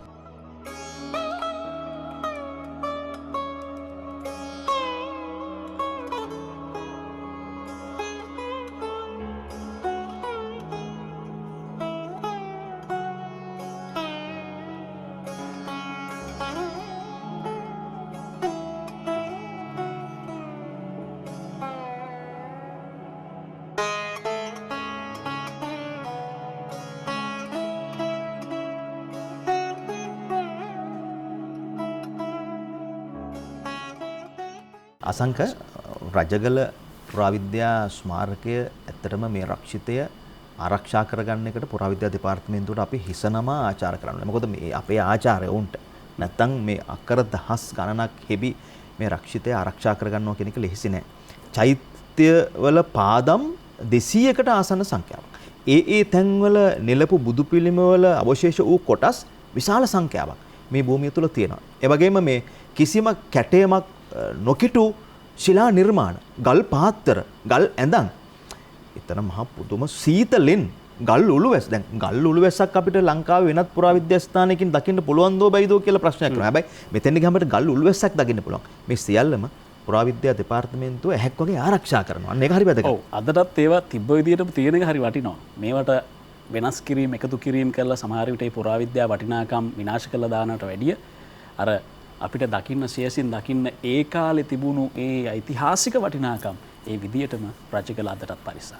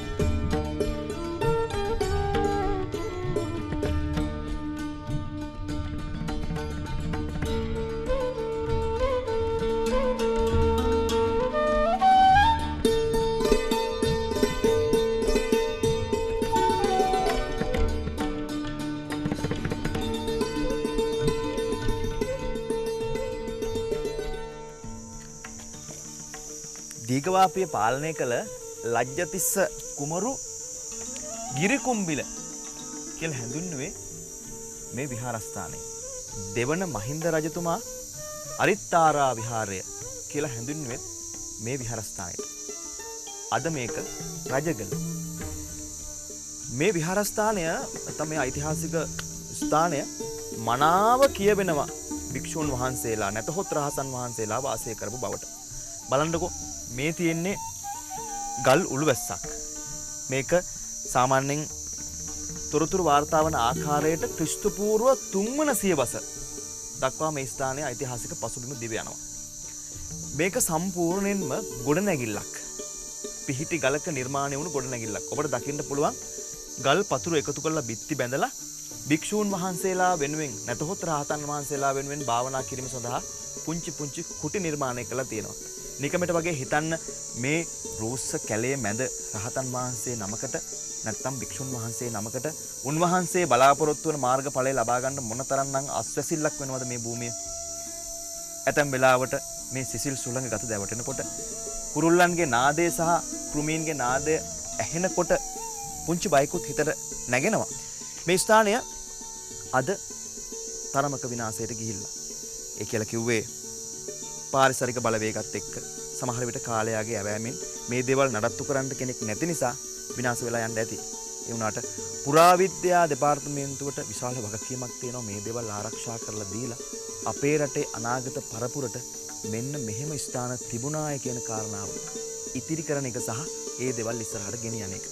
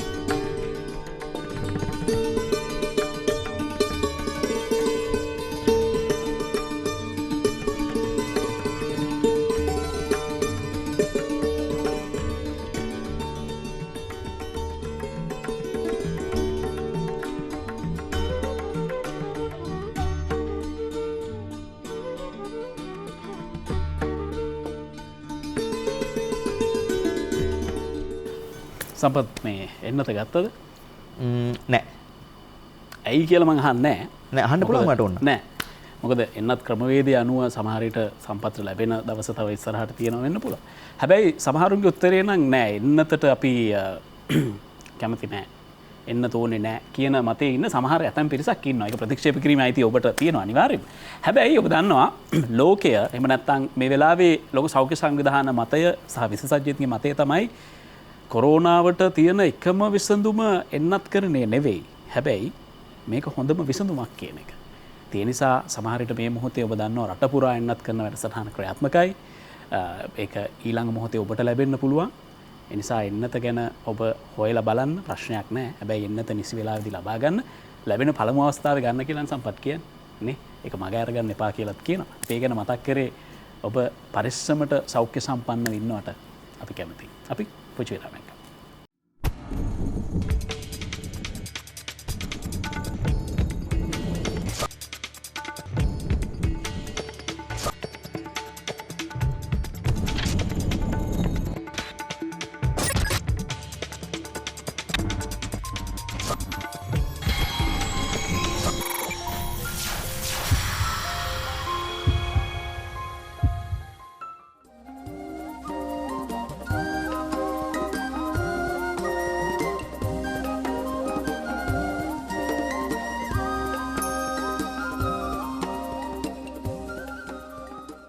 ඇත්තට මේ ඉතිහාසය බැලුවොත් එහෙම ඉන්දියානු ඉතිහාසය තුළින් තමයි අපිට මූලික වශයෙන්ම කියවෙන්නේ බුදු පිළිම කලාවේ ඉතිහාසය.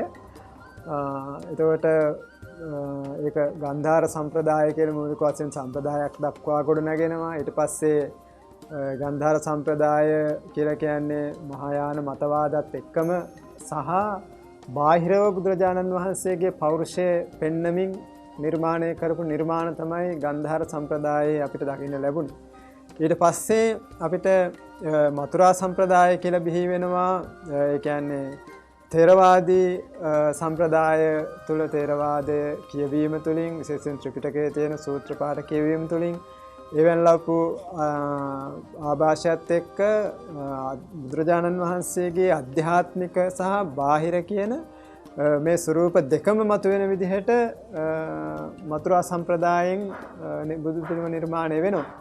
ඊට පසුව ඒකත් පොඩ්ඩක් දියුණු වීමක් හැටියට තමයි ඉතිහාසය අපිට කියවෙන්නේ ගුප්ත සම්ප්‍රදාය කියලා. ඒ කියන්නේ ගන්ධාර සම්ප්‍රදාය, මතුරා සම්ප්‍රදාය කියන මේ සම්ප්‍රදාය දෙකේ එකතුවක් තමයි ගුප්ත සම්ප්‍රදාය කියලා කියන්නේ. ඒ තුළ සිදුවෙච්ච නිර්මාණ හැටියට මතුරා අපිට දකින්න ලැබෙන සාරානාථ බුදු පිළිමය වගේ ඒ බුදු පිළිම වහන්සේලා ඇත්තටම සිත් ගන්නා සුළුයි. තාම හොඳ නිර්මාණ හැටියට අපිට ලෝකේ දකින්න ලැබෙනවා. දැන් බුදුරජාණන් වහන්සේලා නිර්මාණය කිරීමේදී ප්‍රතිමා නිර්මාණය කිරීමේදී ගන්න මුද්‍රා කියලා කියන්නේ ඇත්තට මේ මුද්‍රා කියලා කියන්නේ පොදුවේ අපි ගත්තොත් එහෙම නාට්‍ය සම්ප්‍රදාය තුළ මේ හැම දෙයකම අත් හැසිරවීම, පා හැසිරවීම මේ හැම දෙයකම අපි දකින්නේ එක මුද්‍රාවන් තමයි. දැන් බුදුරජාණන් වහන්සේගේ සීමාව තුළ උන්වහන්සේගේ අත් හැසිරිච්ච ආකාරය අනුව තමයි ඒ සීමා සහිත මුද්‍රා කීපයක් අපි ප්‍රධාන වශයෙන්ම කතා කරන්නේ. ඒකදී අබේ මුද්‍රාව, විතරක මුද්‍රාව, භූමි ස්පර්ශ මුද්‍රාව, ඒ වගේම පරදුක්ඛ දුක්ඛිත මුද්‍රාව, ඔය වගේ මුද්‍රා රාශියක් ගැන කියවෙනවා. ඒ සීමා සහිත මුද්‍රා ටිකක් තමයි. මොකද ශාස්ත්‍රවරයන්න් වහන්සේ නමක් විසින් හෝ ඒ තමන්ගේ දේශනාවන් ඉදිරිපත් කිරීමේදී අවශ්‍ය කරන අංග චලන තමයි මේ මුද්‍රා හැටියට තියෙන්නේ. ඉතින් ඒ සීමා සහිත වෙලා තියෙන්නේ ඒකයි මේ මුද්‍රාවල. ඒ මුද්‍රාවලින් බුදු පිළිම වහන්සේලා නිර්මාණය වෙනවා. අපි ඇත්තටම පාවිච්චි කරලා තියෙන ද්‍රව්‍ය පැත්ත ගත්තොත් එහෙම ගොඩක් වෙලාවට මූලික වශයෙන්ම කතා වෙන්නේ ගල් පර්වත ඒ වගේ දේවල් තමයි මූලික වශයෙන්ම වැදගත් වෙලා තියෙන සහ කල්පවත්ම හැම දෙයකින්ම අපිට දකින්න ලැබිලා තියෙන්නේ. මූලිකම බුදු පිළිම වහන්සේලා නිර්මාණය කිරීමේදී මූලිකම කාලය තුල අපිට දකින්න ලැබෙන්නේ චිත්‍ර හැටියට.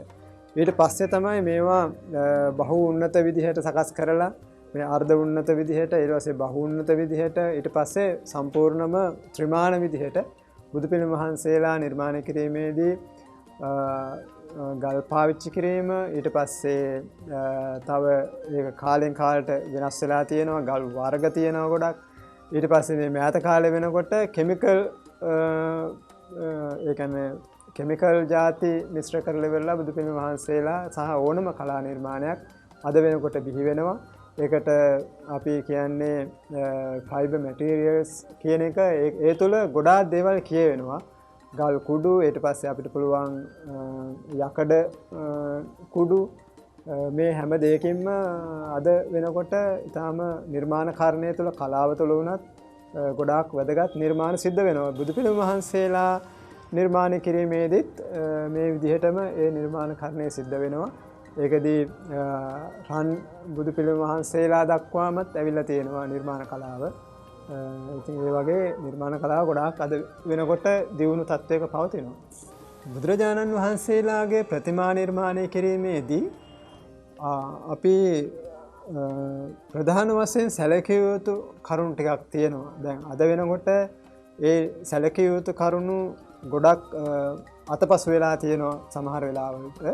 ඒක මම කියන්නේ විශේෂයෙන් බුදු පිළිම වහන්සේලාගේ බාහිර පෙනුම කියන එක ගොඩක් වෙලාවට හැඩතල අරන් තියෙන්නේ අර මූලික පිළිම වහන්සේලා නිර්මාණය කිරීමේ තියෙන මූලධර්ම, එහෙමත් නැත්නම් මිනුම් ක්‍රම, මේවෙන් පොඩ්ඩක් බාහිර වීමක් අද වෙලා තියෙනවා.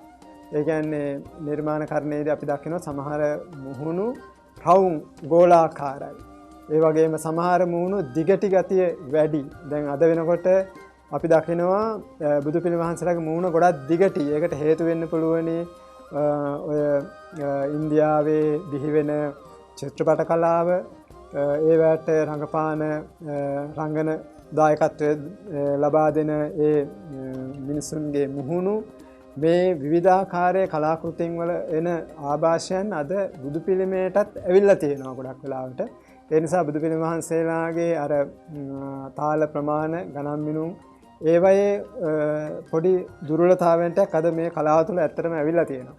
ඒ නිසා අපි කොහොම වුණත් බුදු පිළිම වහන්සේලා නිර්මාණය කිරීමේදී අර උස වැඩි මූණු ඒ වගේම ගෝලාකාර මූණු මේ වගේ දේවල් එන්න බෑ.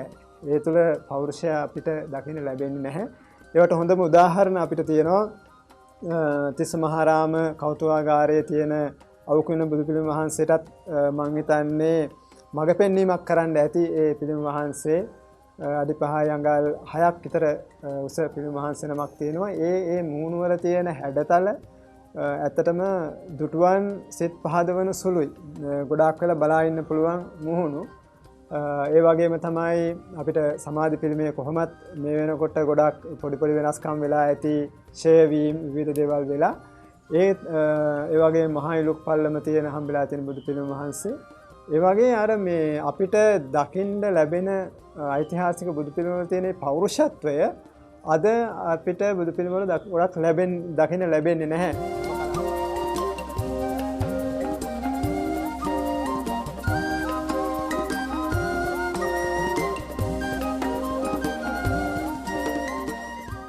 ඉතිහාසය ප්‍රතිනිර්මාණය වෙනවට අපි සමහර තැන්වලදී කැමති, සමහර තැන්වලදී අපි ඒකට කැමති නෑ. හැබැයි මේ අපේ හාමුදුරුවෝ දකින වාරයක් පාසා අපිට හිතෙනවා එදා හිටපු ඇතමෙක් මේ විදිහේ වෙහෙර විහාරත් එක්ක Tamanගේ ශ්‍රමදායකත්වයේ දීලා Tamanගේ පිරිස ඒකරාශී කරගෙන ඒ කරපු සේවාව යලි අපිට ප්‍රතිනිර්මාණයක් විදිහට දකින්න අවස්ථාවක් ලැබිලාද කියලා. අපේ හදවතට කොන්ක්‍රීට් අරන්න එහෙමත් පුළුවන්ද? ඔව් පුළුවන්. කොන්ක්‍රීට් වල දාන මේ ප්‍රමාණයක් දන්නවා 1 3 6ද 1 2 4ද එහෙම දන්නවා. ඔය කිව්වම ඉතින් වැඩේ කරන්න පුළුවන්. අනන්නත් පුළුවන්. පුළුවන්. ඒ කියන්නේ එතකොට දැන් ඒකට දැන් හුරු වෙලා තියෙන්නේ. හුරු වෙලා ඒවත් එක්ක අපි හුරු වෙලා. ඒවත් එක්කලා දැන් ඔය මේසන් වැඩ ගැන එතකොට ඒ පලංචි ගහන වඩු වැඩ මොන හරි ඒ සම්බන්ධයෙන් යම් කිසි දැනුමක් ඇති. ඕක අර හුඟක්ම හේතුව දැන් ඇසුරු කරන පිරිස අතර ඒගොල්ලෝ ඉන්නවනේ.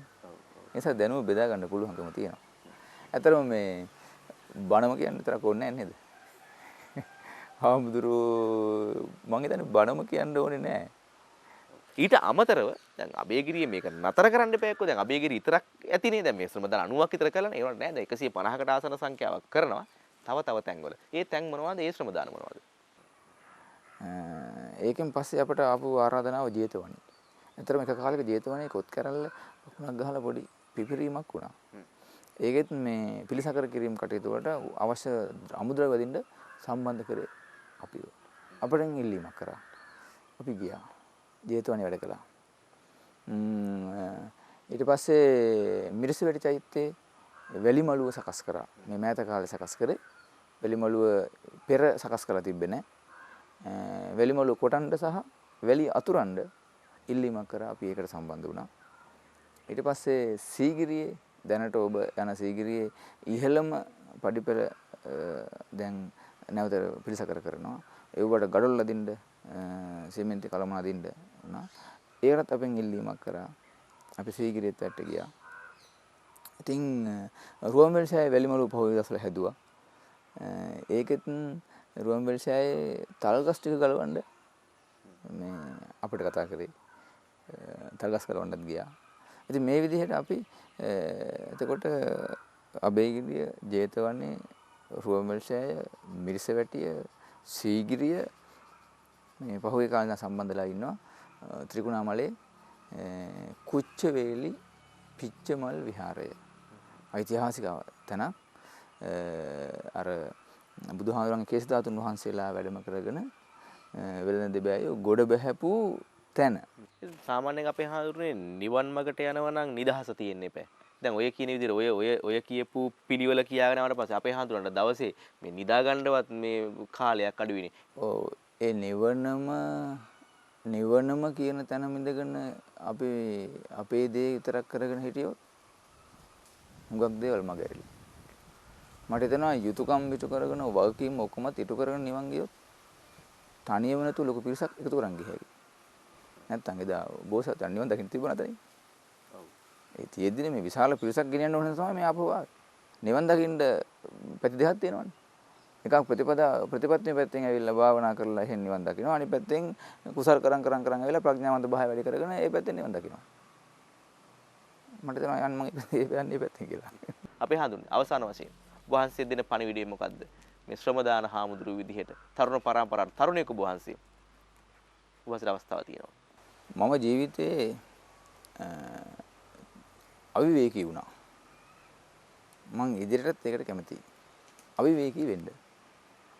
අවිවේකී වෙන්න ඒක මේ નિરાයාසයෙන් ලැබිච්ච දෙයක් නෙමෙයි ආයාසයෙන් කරගත්තු දෙයක් අවිවේකී වෙන එක.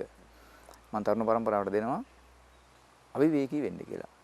මිනිස්සුන්ට මතුවෙනවනේ බුදුදහමේ හැටියට ධන මද, බල මද, යෝන් මද, එහෙම මද ඇති වෙනවා.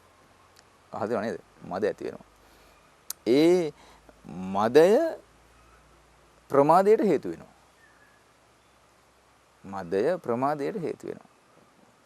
එතකොට අද කාලේ ඉන්න තරුණ හාමුදුරුවෝ තරුණ ගැහැණු සහ දරුණ පිරිමි කියන කාණ්ඩ තුනම මම කියන්නේ කාණ්ඩ තුනම නිකන් ඉන්න නිකරුණේ කාලය ගත කරන්න මම හිතනවා මේ කාලේ හැටියට වැරදි පාර යනවාමයි. බහුතරේ වැරදි පාර යනවා. මම ඔක්කොම කියන්නේ වැරදි පාර යනවා. හැබැයි අවිවේකී වුණාම මේ වැඩෙන් අර වැඩේට, ඒ වැඩෙන් අනිත් වැඩේට, ඒ වැඩෙන් අර වැඩේට කරගෙන ආවා දවස් ඉවරයි. ආයෙ පටන් ගත්තා වැඩ. දැන් මෙහෙම බලපුවාම මම හිතනවා වැරදි පාරේ වැරදි මාවතේ ගමන් කිරීම ඇන හිටිනවා මේ අවිවේකී වීමත් එක්ක. ඒ නිසා මම තරුණ පරම්පරාවෙන් හැමදාම ඉල්ලනවා අවිවේකී වෙන්න මම වගේම.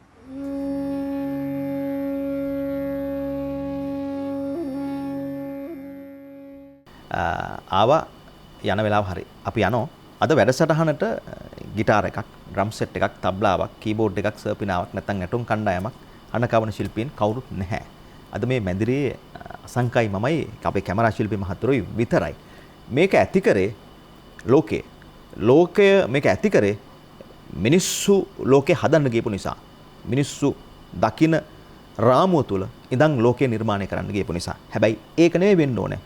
ලෝකයේ තියෙන විදිහ අපිට දකින්න පුළුවන් නම් බොහෝ ප්‍රශ්න වලින් අපිට ගැලවිලා නිදහස් වෙලා ඉන්න පුළුවන්. අපි දකින්න විදිහට නෙමෙයි ලෝකේ තියෙන්නේ. ලෝකේ තියෙන විදිහටයි අපි දකින්නේ කියලා කෙනෙකුට හිතන්න පුළුවන් නම් අසංක. මේ අපි සමුගන්න මොහොතේවත් නේ. සබහාදාම් රීතිය. සබහාදාමේ නීතියට අපි හැවම යටත්. ඕක අපිට අමතකුණා නිතින්. හැබැයි කමන්නේ කාලෙන් කාලට හරි අපිට මොනවයින් හරි ඒ විදිහට ඒක මතක් කරලා දෙනවා නම්. ඔබට සෝදායක නින්දකට ඇරයුම අපි අදට සමුගන්නවා. ලබන සතිය හම්බෙමු.